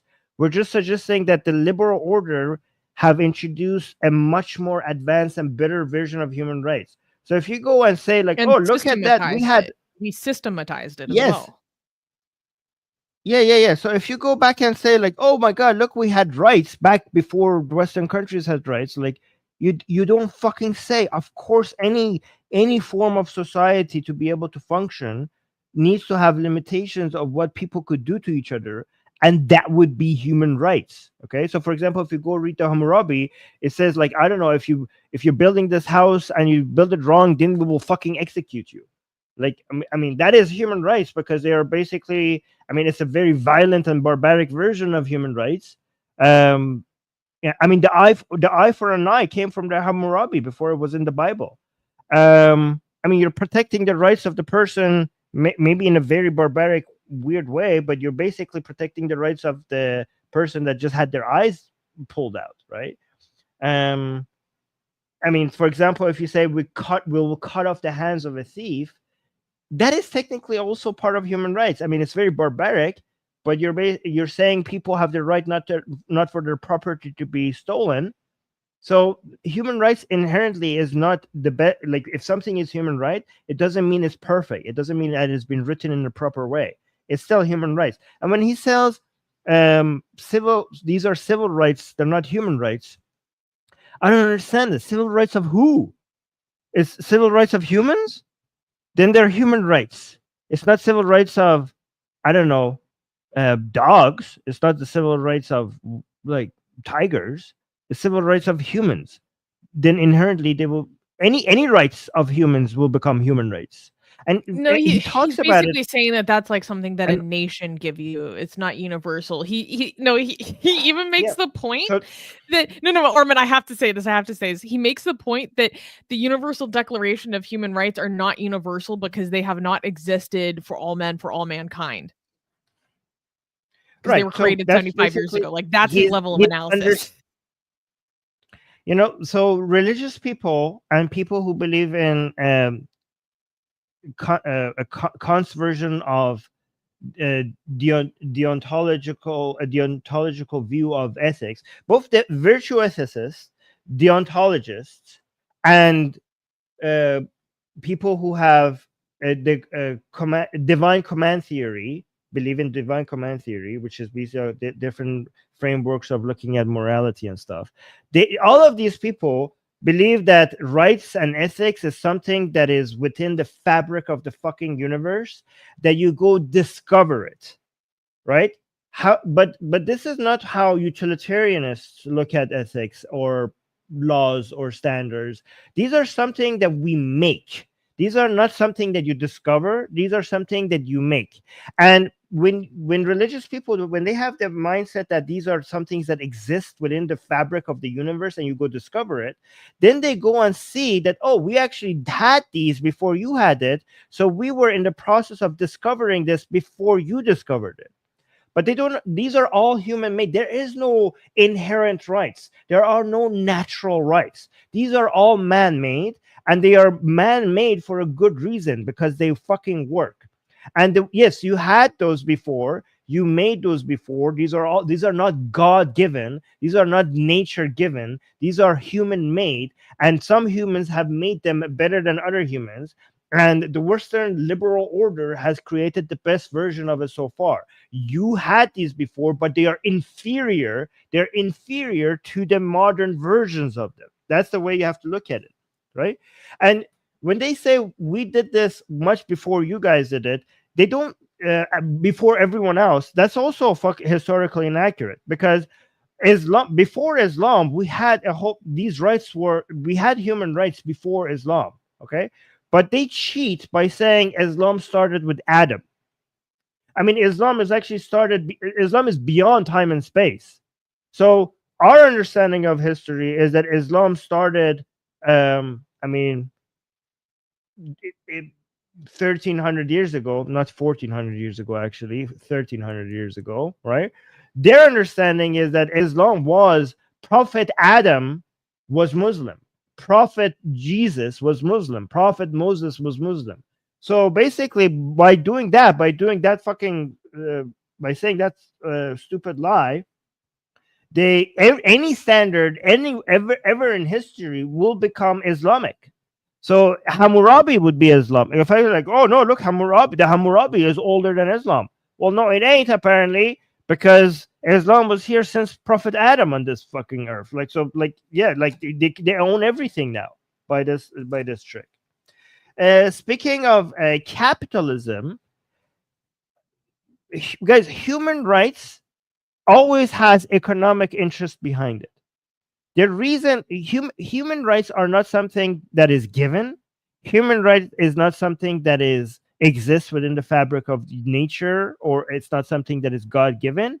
Human rights is something that is taken, that is fought for, and the human rights is something that humans get when they have power over the people who rule over them, and that power mostly comes in the form of economic power. And capitalism has been the main force behind human rights, because capitalism has increased the economic powers of the masses. And because the economic powers of the masses has increased, that has led to democracy and more human rights. So if you're looking for human rights, I say this as an activist. Activism has not been the main source of human rights. Capitalism has been the main source of human rights, because capitalism has increased the economic powers of the masses, and the economic powers of the masses has led to the political power of the masses, and the political power of the masses brings you more human rights. I mean, there's a reason why we care about human rights in richer countries compared to African countries. There's a reason why when LGBT people became richer, they managed to LGBT rights became a bigger deal. There's a reason why when Jewish people became richer, Jewish anti-Semitism became more and more disgusting globally. Because when you have economic power, you get political power. And also when it says like, oh, they give us a right to resistance, but they don't see our resistance as a form of, they see a terrorism rather than fighting for our rights. Well, because your forms of resistance are the type of resistance when people try to give you the things you wanted, you claimed you wanted, they realize those are not the things that you actually want. You actually wanted to wipe out all the Jews. Okay, so yeah, if that's what you want, the tactics involved. So when he's that's an important point, Armin. When he's saying that he's basically justifying and whitewashing and tacitly endorsing Hamas, I want people to be aware of that. That's what he's doing, and part of the reason why it's considered that way is because of the tactics involved. It doesn't come out of nowhere. It's because of their methodology. Right. So here's something I say that some of you might not like, okay? But I will clarify so that you understand what I'm saying. Does Islam have human rights? Yes. A much more inferior version of human rights that we have today. Because as long as Islam says like, oh, if somebody does something to you, you could do that against, that's a version of human rights. To be honest, that's a version of human rights. Okay, but it's a version of human rights that gives humans the right to enslave people and to rape people that you have captured in war. It's a version of human rights that is inferior to our modern version of human rights, because it tells you that as soon as you capture a woman in battle, her marriage to her husband will be nullified, and now you can rape her as your sex slave. So yes, Islam has human rights, but this is the version of human rights that it has. Islam has a version of human rights that you could force yourself upon your wife, and that would not be that's allowed. Islam has a version of human rights that every man is allowed to beat his wife. Not allowed, it's commanded to beat his wife. Okay, these are human. That's a right. That is a human right to the husband. I mean, at the same time, the wife, like I wouldn't deny Islam gives some rights to the wife. So, for example, in Islam, a free wife of a Muslim man has more rights than the slave of a Muslim man. So there are some rights recognized there, right? But it's a version. Certain rights to be but she provided doesn't- for example. Right. So exactly. So, like, for example, in Islam, a wife has more rights than a slave. So there are some rights there, but she's also, but she doesn't have the right to not be beaten by her husband. So these are all rights, but they're way, way, way in. We don't deny that Islam introduced human rights before the Western countries did, Western civilization, modern Western civilization did. We don't deny that, but it's so far inferior than what we have right now. But people are saying, what's a right? A right is a limitation. Your right is a limitation on someone else. If any group of people introduce a standard that limits certain people to do something so that you get to do something else, that is a right. So a right frees somebody by limiting someone else. Every right comes with a law that frees you up by limiting someone else. So societies have tried to find the right balance of freedoms and limitation to maximize freedom. To maximize freedom, we cannot just let everybody free. To maximize freedom, you actually have to create limitations. Because if you don't create those limitations, then those people could come and limit me. Anyways. You're muted. Oh, I was saying that you did a good little unpacking. Dude, this guy pissed me off. One, no offense, he's just not a very good speaker. But two, he goes so far with his tacit endorsement of Hamas to call in the whitewashing that he calls the American Revolution against the British the American Intifada. So he's like, oh, it's just all the same thing. It's just all the same thing. It's just all the same resistance. It's just all the same self-determination. The American Intifada. I'm like, what the fuck? Yeah. No. It's easy, you know, these people, it's easy to they expose themselves, you know, when they talk about their rights and the things that they want to do. I mean, I know I go into a little bit more in depth on why they're wrong, but you don't need that much. Once when they talk about human rights, and then they talk at the same time, when they say that part of their rights, part of their human rights is their right to resistance, and you go look at the resistance that they're describing as resistance, and you see these are obvious acts of terror against other human beings. Are like, oh, that's what you mean by human rights. It's basically, if you connect it, it's three dots that you have to connect to each other to show what these people actually mean. Yeah, it's not difficult. Yeah. Right. Oh, I had something else I was gonna say. I forgot. Never mind. Yeah, let's do this comments. One is just. This is just Memory TV. So let's go to this one. Oh, this is just in regards to Dearborn, Michigan in general. There was a large gathering honoring Hassan Nasrallah. Yeah, Dearborn, Michigan is one of the most important centers of the Islamic Republic implementing soft power on American soil. So I'm not surprised by that. Oh yeah. It's for saying assimilation.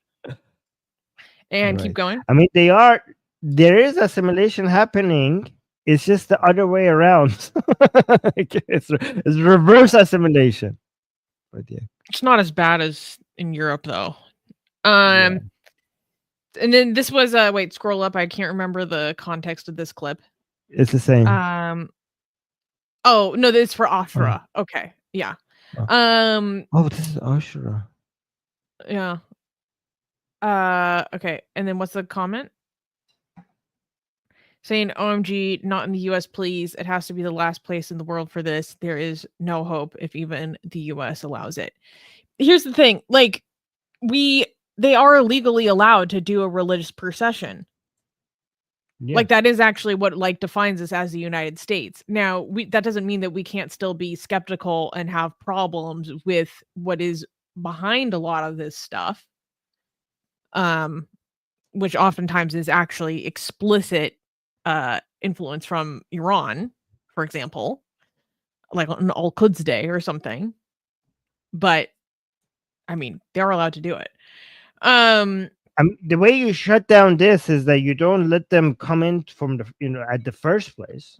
Like, you shouldn't have allowed these people to come here in the US, become residents and citizens. That's and also another way is to shut down their institutions, because I could tell you that I could know with close to certainty that these organizations that are doing this they're linked to IRGC, which is Oh yeah, no, I've talked about that before. Yeah, I mean, so all of these institutions should be shut down, defunded. You could arrest these people, a lot of their leaders, for having ties to the IRGC. That's what you could do. That's how you stop this. You don't stop these people by telling them that they can't come out and have this event. You go and target the roots of the of this cause, instead of just cutting down the leaves. Yeah. Anyways, we got a couple of super chats. Yes. Okay. Gasian once again asking his techno-apocalyptic ethical questions. Say, thank you for the super chat, Gasian, saying, would you consider human neurons on a chip in Australia? Why Australia? To be humans with the full rights accorded, or should we dole them out based on processing power? It's not processing power. I don't know if you could define them as humans or not, but our rights and care for other people that should be based on their capacity to feel genuine pain and genuine happiness, like what we humans associate with misery and happiness, right? So it's not based on processing power. Any entity that could experience anything that we associate with misery, or could experience anything that we associate with pleasure and happiness, should be cared for and protected in some way based on their specific conditions. It's not based on processing power or intelligence. And we got another super chat by John Smith. Thank you for the super chat, John Smith. No comment. Thank you for supporting the channel. Oh, which is a good reminder. You guys should support the channel by becoming a member. Link in the join button down below. And before you ask, by the way, I'm not a vegetarian, and I will never be, and I could defend that, even though I care about animal rights, non-human animal rights. I care about them a lot, but I am not a vegetarian, and I could defend that forever if you need that.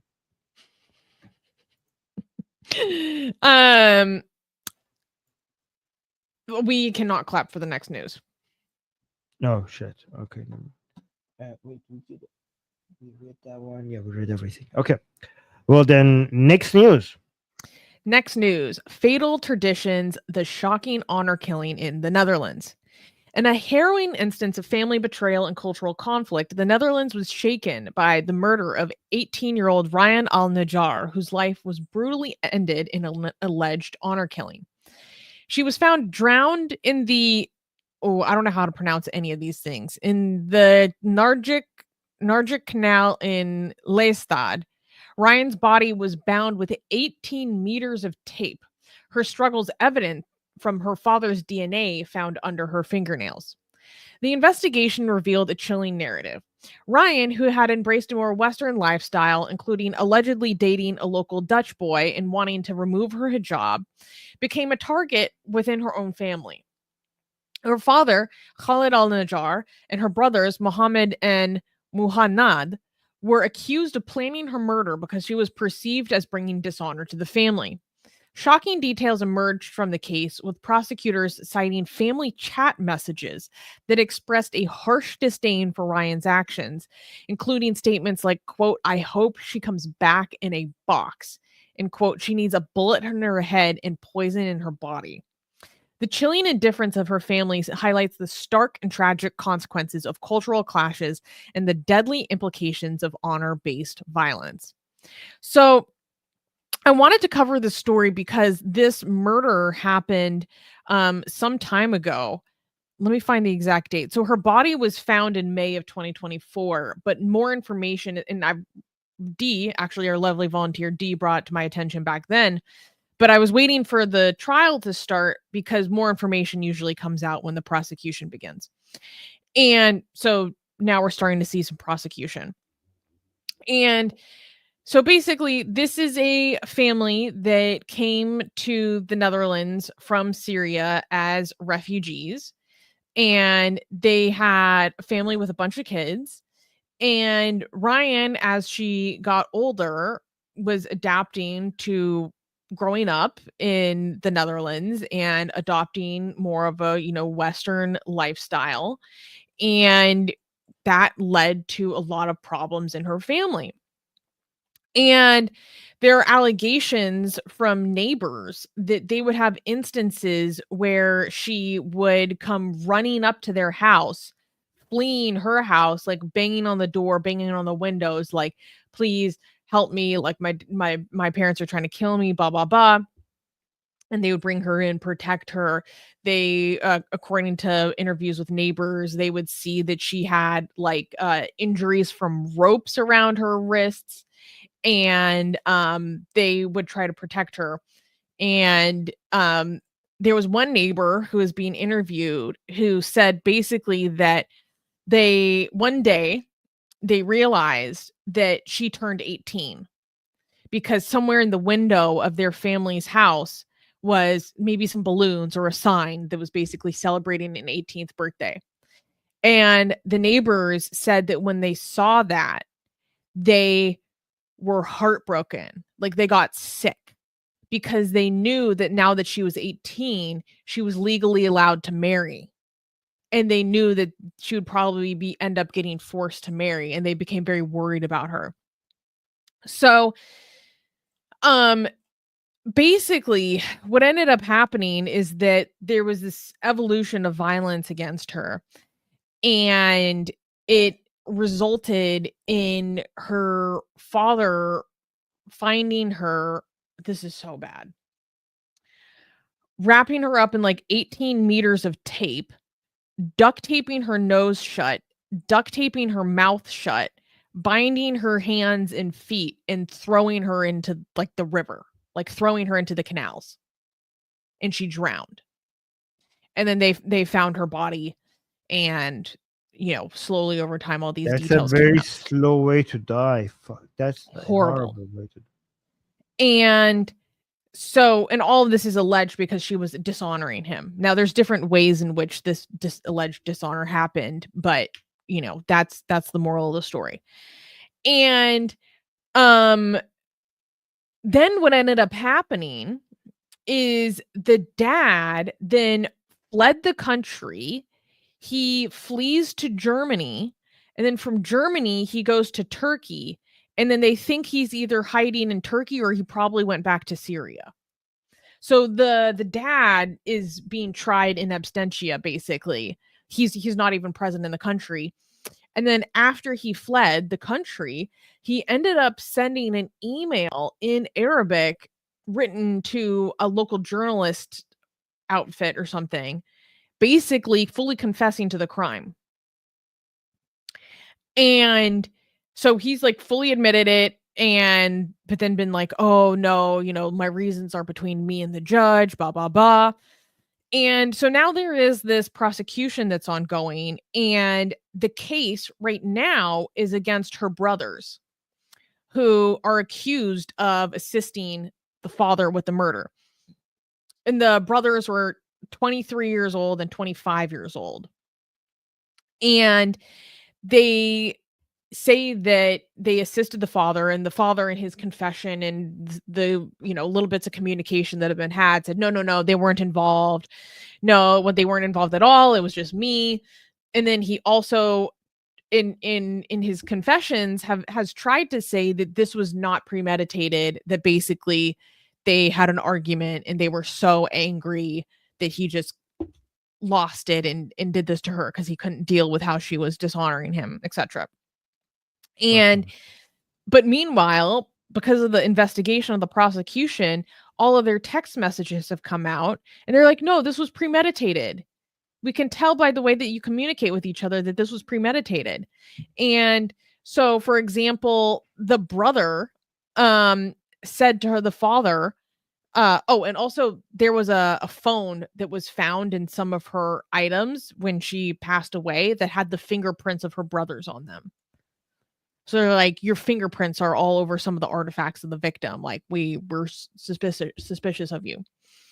And so, for example, there was a conversation between the brother, one of the brothers, and the dad. And the brother was saying, if she is lying and causing us to lose even more face, she must be punished. This was 12 days before the murder. The family felt that she was acting in too much of a Western way. The prosecution claimed that the family was openly wishing her death in chat conversations. The mother wrote, "Inshallah, we will see her wrapped in a shroud." Wow. Ryan is a disgrace to the family and deserves to die. That was the mom. So basically, they're like, this is all premeditated. Like, you can't try to get the boys, protect the boys from this. You can't protect the boys from justice. Like, they were openly talking about how they all want her to die amongst each other. And I don't know, I think this just goes to show that we really need authorities to be aware of a lot of harmful practices that continue in different communities that come to our countries. And that requires a lot of education, and it also requires accurate data to be reflected.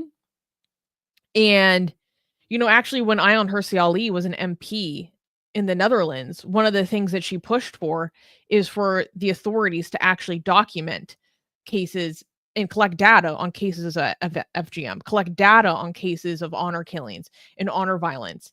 Because she's like, when she was an MP, she was talking about, look, I come from a Somali culture. I know that this is happening, but we're not documenting it. If the Dutch people saw the data of how often this was happening, they'd want to act, because that's part of a reflection of Dutch values. They'd want to act in protection of these women, but we don't even have data to show that this is happening. But I know that it's happening because it's my experience. And so that was part of the work that she was doing as an MP at the time, to kind of wake up the Dutch society to this underbelly of what was happening within the communities and also within the refugee communities coming to the Netherlands. And so this is like something that's been ongoing for a very long time, and it's so heartbreaking. I'm wondering if any of our community members from the Netherlands have heard about this case, and if there was any reaction to it. Armin, what are your thoughts? All right, so there is a tactic. So just be careful with this, right? So a lot of Muslims would try to this is the defense mechanism, and I want people on this channel to be completely familiar with it, right? Whenever something like this happens, Muslims will come out and say that Islam does not allow this. In fact, Islam condemns it. And killing an innocent person is haram in Islam. It's a sin, and you will be punished for it, okay? Here's how you disarm that. First of all, are they right when they say that? Do you guys know? No, people are saying that's a lie. Hypocrite. No, actually, that's actually correct. it's correct that this is not allowed in Islam. But I will tell you why Islam is still to blame for this, right? I'll show you why this is not a contradiction. So if I say that Islam does not allow this, this is a sin in Islam. Killing an innocent person is not allowed in Islam. I mean, killing even somebody who's sinning like this is not allowed, especially by the family, right? Even if she's doing zina, there needs to be a court, there needs to be a hearing, shit like that, right? Anyways, but even though they're correct, and a lot of, as soon as they and they have hadith for that to show you that, and a lot of anti-Islam activists, when they see that, they get disarmed because they don't know where to take it next to show that Islam. Because here's the thing, guys, even though Islam is actually considers this to be a sin, we know statistically that this happens in Islamic community more than anywhere else by a huge margin. So we have the scripture that doesn't allow this, and then we have empirical evidence that shows that across different societies, different cultures, different people with different histories, different geographies, this type of shit happens in Islamic communities more than any other communities by a wide margin. So how is it that if the scripture doesn't allow this, why does this happen in Islamic communities more? It's not the culture, because different cultures, if they're Islamic, they still do this more than other people. It's not the economy, because you could isolate that factor and you could see that Islamic communities do that more. It's not based on geography. It's not based on history. Islam It's not based on ethnicity. It's not based on ethnicity. It seems to be, Islam seems to be a major influencing factor here, right? So the reason why you could still blame this on Islam is Islam teaches a whole bunch of things and makes you sensitive about certain things that eventually leads to this type of behavior, right? For example, physical abuse of women. So Islam does tell you that you cannot kill your child, right? But Islam does allow physically abusing women. In fact, it commands it. So the taboo barrier of raising your hand on a female body, a female member of your family, has been removed. In fact, it has been commanded. Beating your wife, beating your sister, daughter, all of these taboos have been removed by it's in the Quran that you're supposed to be doing that, right? The purity culture, the shame over having your family member being sexually available to some people that you don't want, the shame associated with that for the entire family, that comes from Islam. The low punishment associated with killing your children because they are technically yours, and especially your daughters, that comes from Islam. So for example, in Islam, so let me actually tell you the ranking, okay? If you kill someone else, there's huge punishment for it. If you kill your own child, because technically those were yours, the punishment is significantly lower. If you're a father killing your child, the punishment is much lower than a mother killing their own child. If you kill your daughter, the punishment is significantly lower than if you kill your son. So you can see the hierarchy here. So yes, it's still wrong. There's still punishment associated with it, but the lowest amount of punishment is for a father killing his own daughter. Like if he killed his son, that would even have higher punishment. So you can see that killing female members of your family, especially your daughters, is seen as significantly less bad compared to other people. So yes, technically, if you come out and say that Islam doesn't allow this and this is a sin in Islam, technically that's true.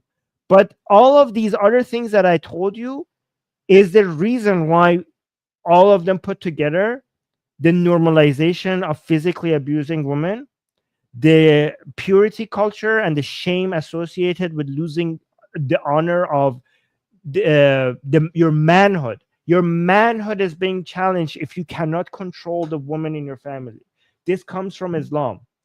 The fact that you're a less of a man if you do not sexually, if women in your household are not sexually being controlled, right? And you protecting your manhood and how your identity as a man and your face and the honor that you have, that being challenged is worse than the sensitivity associated with that is more of a social taboo than anything else. That comes from Islam. All of this put together causes these types of events happening more in Islamic communities. So again, it's true at this, Islam does not allow this, but Islam is still to be blamed for this, and this is not a contradiction. Well, because it essentially takes tribal norms of collective face over individual rights and cements it. It cements it in time. And you just see this very clearly. Like, so for example, a couple weeks ago, and then we do need to move to the next story, unfortunately, but we covered the story of an attempted honor killing that happened in Lacey, Washington. And so, you know, like outside of Seattle. And the officer footage, the body cam footage of the officers that responded to this attempted honor killing that happened in public outside of the victim's school. That body cam footage was released recently. And so we talked about the story several weeks ago, but I watched the body cam footage very recently. And it's so interesting because, just to refresh, there was a girl, and basically she had a boyfriend, and the parents were going to make this girl return to Iraq and marry. She was a minor, she's 17, and marry an older man. And so basically take her overseas, force her into a marriage with an older man as she's still legally a child, which is illegal. And then when, for whatever reason, they basically find her at a bus stop outside of her school, the father starts attacking her, trying to strangle her in front of everyone. He gets prevented by a random passerby, a random dude in a pickup truck, stops and pulls him off of his daughter as the teenagers are trying to fight him off. Then the mom who was there starts trying to strangle her. So in the body cam footage, you can watch them arrest the dad, and then they actually don't arrest the mom at first because I think they don't fully know what happened. And the mom is there, and the mom is apoplectic. The mom is apoplectic, screaming, "Ya Allah, Ya Allah," because they're taking her husband away. They're arresting him.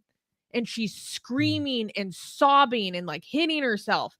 And the older sister is there.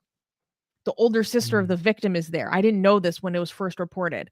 And you watch the older sister, and the older sister is sobbing, tears on her face because her dad is being arrested. Wow. The older sister herself doesn't even look like she's that young. She looks like she's also maybe 18 max.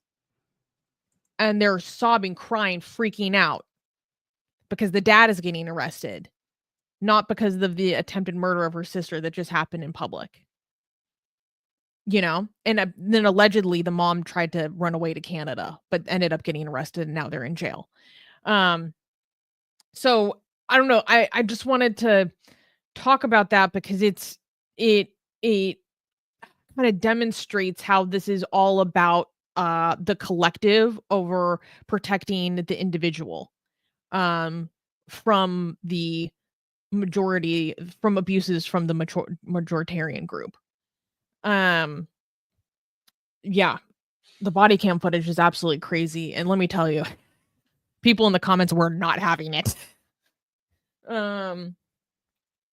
Yeah, imagine like you I mean, these people know that by doing this in a Western country, like in Iran, for example, if somebody does this to their child, to their daughter, they know that they're going to get like, I don't know, maybe 2 years, and they're going to be out, and they come with a clean conscience, and they cleanse the honor of their family, and everything is now good now because they're going to get very little punishment for killing their own daughter, right?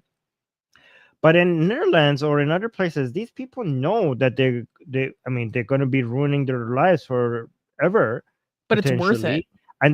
But they consider it worth it. Like, imagine the level of disgust and shame they're feeling because their daughter is going out and having, relationship with somebody that she's not supposed to, that they're willing to pay such a heavy price for cleansing their honor. Like, imagine the emotional insanity. Like this is like, I don't know, this is so weird that these people feel this much disgust for things that other people find normal. Like imagine a normal dad, his daughter is dating somebody, like, yeah, my daughter is dating, she's of the age of dating, and these people consider it like hell, like they're having their own personal hell in their mind that they're willing to just ruin their lives to fix it. It's insane. Anyways, Yeah. let's But see if anyways, I'm there's gonna any- I'm gonna continue to follow this prosecution a lot more. The next stages of the prosecution aren't happening for a few more months, unfortunately. So we don't really know much about sentencing or anything yet, or who's going to be found guilty. Because, like I said, they're trying to have the brothers go down for this, and the dad tried in absentia. But we'll see. We'll see. Okay, let's read the Oops. comments that Dee selected for us. Yeah, this person is saying, "Take your idiocy and go effing home. We don't drown our daughters here." Oh, God. It's not a religion. It's a planet-wide crime scene. It's both. What do you mean? Like it's a religion? A lot of people say like, "Oh, Islam is so bad, it's not a religion." I'm like, Islam is so bad because it's a religion. Like it gets to be this bad by having the protection of being a religion. Yeah. But yeah. What are these kinds doing in the Western world? Why they don't fit in? Glad the Dutch boy is still alive. Well, they were granted asylum. It's a pretty simple answer. Fuck. Like, Mm. how did they get here? Well, I can tell you very easily.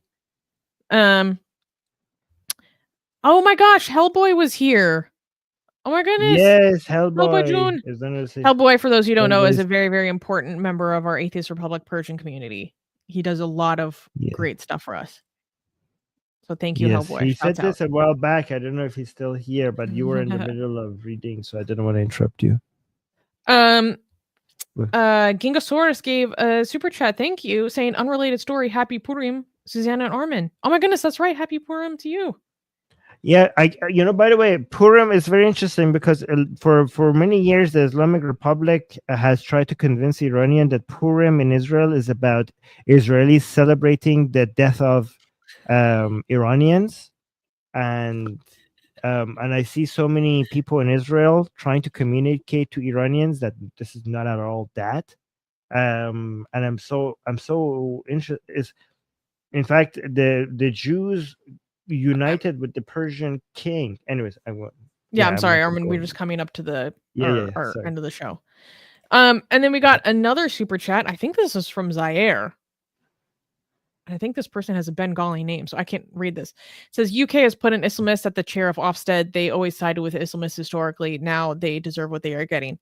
So this is, I actually need to look into this news. I only saw like a headline yesterday to know what the hell is happening. Basically, yeah. So long story short, I'm going to look into this and we might talk about this. I don't agree with them deserving it because we're talking about a whole nation of people that are not the vast majority of them not being involved in the decision-making process. And we're talking about children that weren't even born when these decisions were being made and stuff like that. We're talking about millions of civilians. So I never think like deserving is a good way to talk about mass numbers of people. So thank you for the super chat. Yeah, okay, people are pissed. Right, so let's go. We're gonna run out of time, so let's do the last news quickly as fast as Okay, so this is interesting. So let's I guess let's clap. All right. Next news. Iran's fight for freedom under threat, the fallout from US aid cuts. So I thought this would be interesting to cover because we talked about how US aid was basically money was getting to the hands of Islamist groups, millions of dollars. But then it's also worthwhile to talk about maybe some things that we would support that are getting cut. Let's look at all these different sides. So, and also I know Armin knows about this problem. President Donald Trump's recent executive order to suspend all U.S. foreign aid, including $65 million directed towards Iran-focused initiatives like the Near East Regional Democracy, or NERD for short, has elicited stark warnings from activists and tech experts about the severe consequences for Iranian civil society and internet freedom. The decision effectively cuts off critical support for projects aimed at countering severe internet censorship and documenting human rights abuses within Iran. Highlighting the gravity of the situation, a Silicon Valley-based cybersecurity expert described the move as the worst form of punishment for the people of Iran, pointing out the stark contradiction with the Trump administration's claimed support for the Iranian people against their government. This expert emphasized that the policy shift would trap Iranian citizens behind a digital wall and assist the government in building its national internet, effectively isolating the nation from the rest of the world. This freeze also poses a challenge to big tech companies who have been pivotal in providing anti-censorship tools. With the withdrawal of government support, though, there is a looming risk that these tech giants may reduce their involvement, which has been crucial in helping Iranians access uncensored information and to communicate during internet blackouts, including those experienced during the nationwide Women Life Freedom protests in 2022. As the policy unfolds, the potential for long-term damage, both to human rights advocacy and internet freedom in Iran, is becoming increasingly apparent, with far-reaching implication for global digital rights landscapes. So, Armin, we've talked about this a little bit behind the scenes, but I thought it'd be interesting to talk about on the show because basically there are these programs that provided like VPNs to people so they didn't have to use regime-supported VPNs. Okay, I don't know if you give your background. Yeah. Okay, first of all, I don't know most people these VPNs that these people are talking about. Most Iranians that I talk to, they don't use these VPNs. They use other VPNs to be able to get around the filters. A lot of these programs, a lot of Iranians who are now learning about them being caught. A lot of Iranians are saying like, didn't even know these services or these programs existed. We didn't use them. I don't know. I think maybe they're exaggerating how big of a deal this is going to be. I also know for sure that many Iranians are celebrating these cuts. Many Iranians against the regime because they think a lot of the programs that were being funded to be the opposition against the Islamic Republic. A lot of Iranians were like, these are leftist people who, instead of actually fighting, who their main expertise was raising fund for their own programs and making themselves rich, and that they saw no benefit from their work to the Iranian people. And a lot of these people a lot of the leftists who managed to gain a lot of money from these programs were actually fighting the main hope that Iranians have in creating an opposition against the Islamic Republic, which is an opposition surrounding Reza Pahlavi, Prince Reza Pahlavi. And a lot of these people who were raising money from the United States to make themselves the actual opposition were actually aggressively taking positions against anything associated with Reza Pahlavi. And so a lot of Iranians, again, not unanimously, right? But a lot of Iranians are celebrating these, they call them fake opposition, being defunded because they think that this is actually now an opportunity for, now that all of these people are going to become irrelevant, there's going to be the main opposition, which is the Reza Pahlavi opposition, will be able to come and fill that vacuum. And this is actually a great opportunity for us. Many Iranians are actually welcoming this. And but a lot of Iranians, once they heard from Iran, there's so many videos swearing, not at Trump, but a lot of Iranians from Iran were swearing at these people who were getting these funds because a lot of Iranians were saying that you were receiving all this money for all these years, because now the information is coming out and how much money these people were raising, And a lot of Iranians like, what? Where were you then? Like, what? How come we've never heard of you? How come you didn't like? How come? What did you do for the past couple of decades with all this money? Like, how did you spend this money? Because a lot of Iranians believe that these people were just basically creating bureaucracies that was just spending money for the sake of spending money, try to justify the existence of these institutions. And because they were making so much money out of the idea of being anti-Islamic Republic, it wouldn't even make sense for the Islamic Republic to be toppled, because then they will lose their source of income.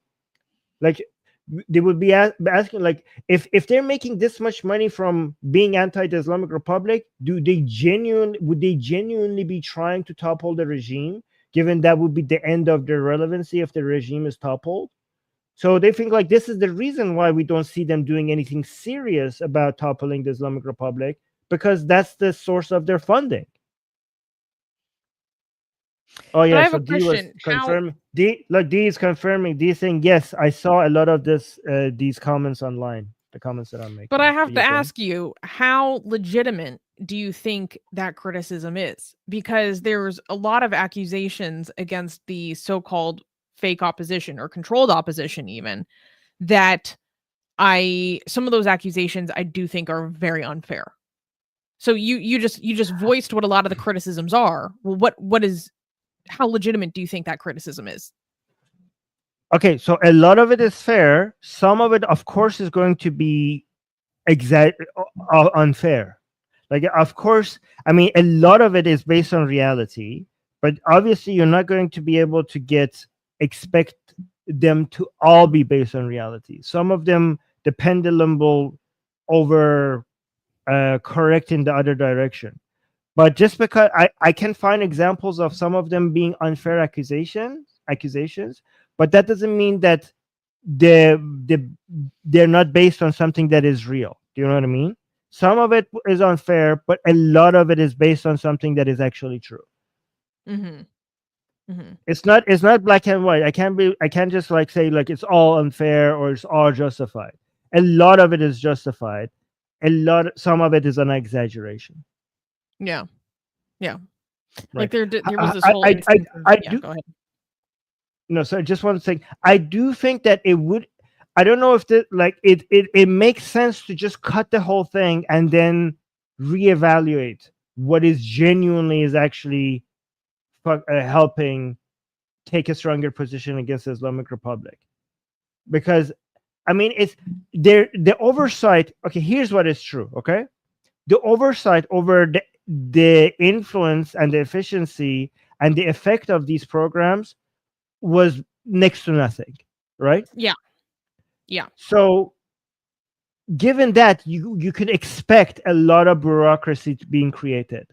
And like for example, Susie, I saw a program raising a shit ton of money over having a fucking website.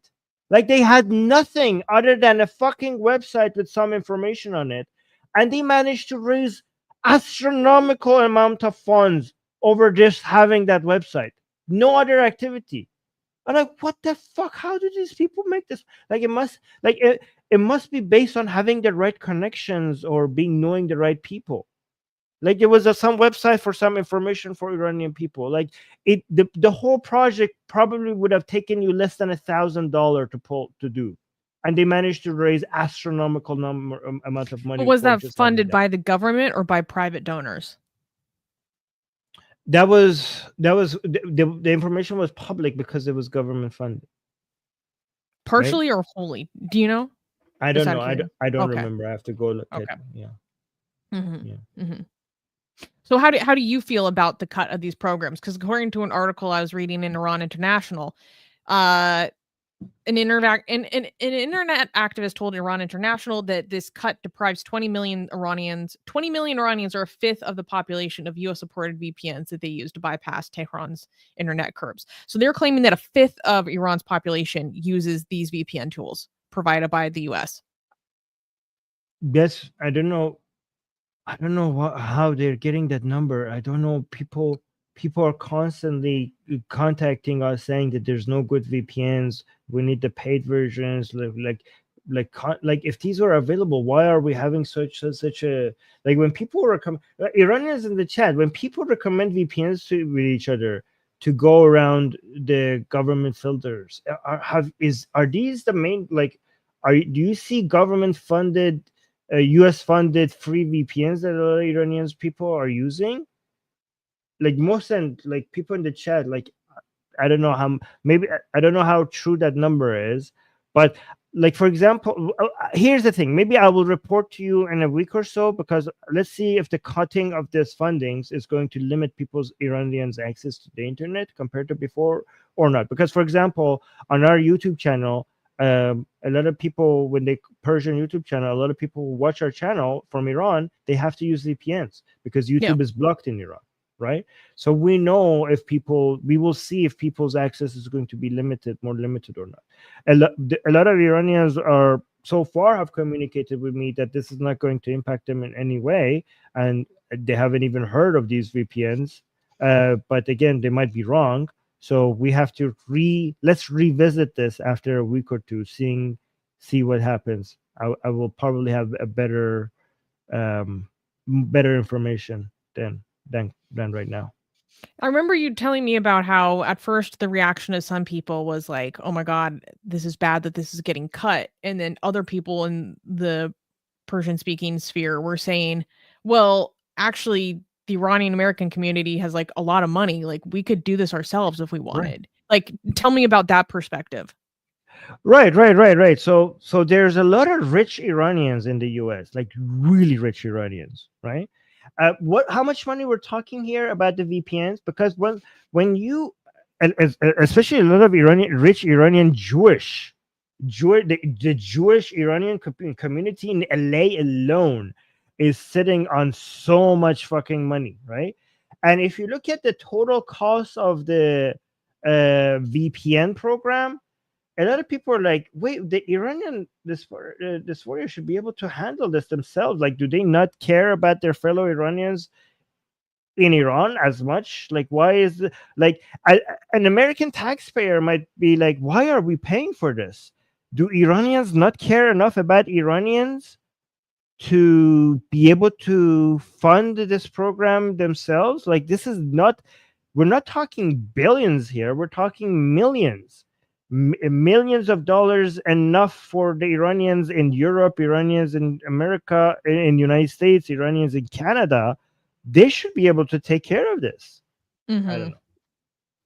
I mean, I can understand that perspective. At the same time, like private philanthropy can be so fickle. Right. Like private philanthropy is so fickle. So it can be a very dangerous business model to have your pyramid of funding be so inverted towards major donors like that. So it's not 100% that easy. But Armin, like, where do you fall on this? What's your take, your opinion? But I'm going to wait and see what the effects of this was going to be, and come back with you with a more educated answer than right now. Right now, I could just tell you what different people are saying. Okay, I am more scared. But because there's a lot of passion behind this, and feel like people are angry and frustrated, and desperate to get rid of the Islamic Republic. And I could just tell you what people are saying, okay, and how angry they are and what positions they're taking. The justifiable position, I think I don't know myself. Like I can't tell yet myself until I see the actual results of this cuts. So you have no intuition. I'll wait regarding. My intuition is a lot of the anger of these programs is justified, but they might be throwing out the baby out with the bathwater, right? So I don't know, so there might be a lot of waste and a lot of programs that shouldn't have been funded, but there might be some programs in there that was actually beneficial, and those are also going to get cut. But I don't know. So I'm just going to wait and see. Okay, that's interesting. Yeah. Yeah. It's a complicated world we live in out here. Yeah. So let's go to the comments on this.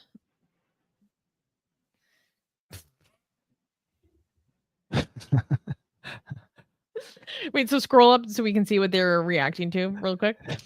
So this person is saying like, "Oh, Trump cut off funding to USAID, which funds Iranian opposition channels, all this stuff." And saying that like 3 opposition orgs are, have been defunded, and then this person replies that they're all just imperialist feminists that are now unemployed. So you can see, like, there are a lot of people associate these programs with. So here's another thing that actually is true. Like, let's just let this. A lot of these people who are in charge of these programs seem to be more interested in spreading a woke ideology among Iranians more than actually doing something that will topple the regime. A lot of these programs were interested in that. Yeah, but let's do. What is this? I think What the is person this that's like kind of pro-regime.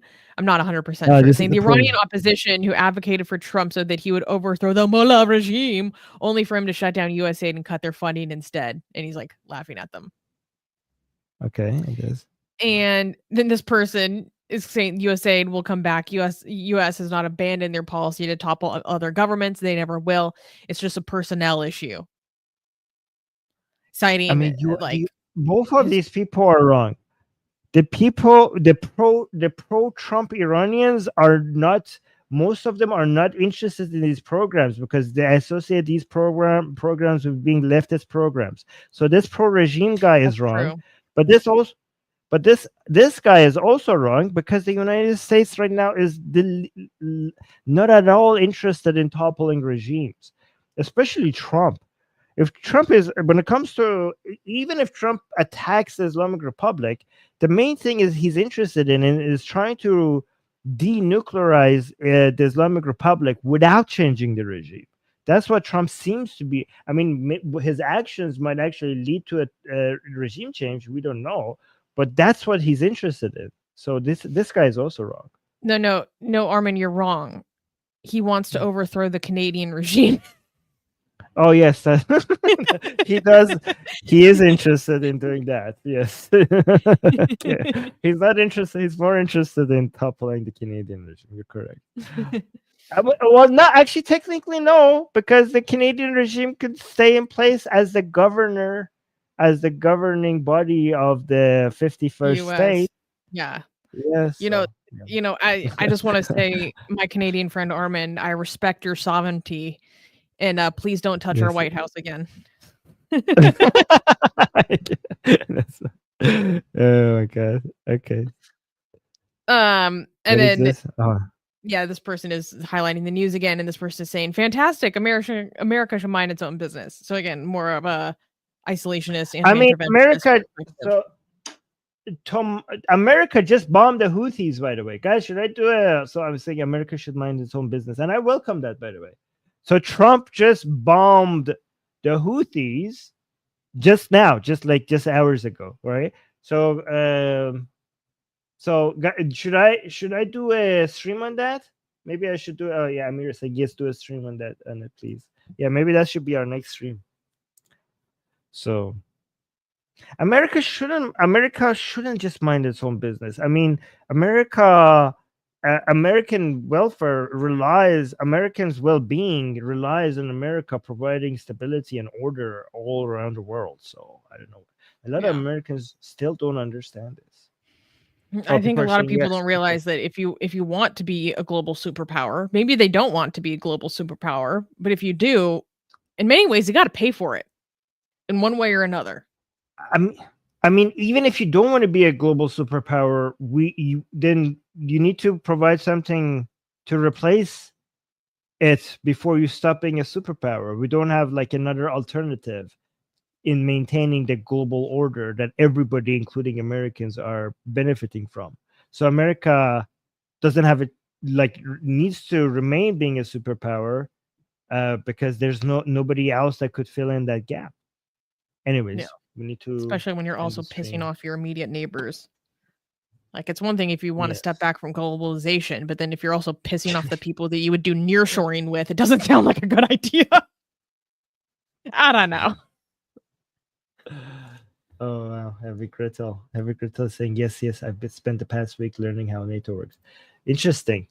All right, guys, don't forget to like the stream. I'm gonna end the stream right now, but you do not go away unless you're driving. Unless you're driving, or if you have your hands full, then that's okay. I'll forgive you for not liking the stream right now, but come back later and like the stream once you can do that. But everyone else, please like the stream right now. Subscribe if you're new here. Hit the bell notification. Leave a comment. Thank Dee and Susie for making this show And Kenny. possible. And Kenny, yes, Kenny, thank you so much, Kenny. Kenny, Dee, and Susie, thank you so much for making this stream possible. You're all amazing. And thank you for all the super chats, and consider becoming a member if you're in a financially secure position to support this channel. All right, guys, bye. Mwah. Boost, boost. Kisses. Boost, Besos. boost.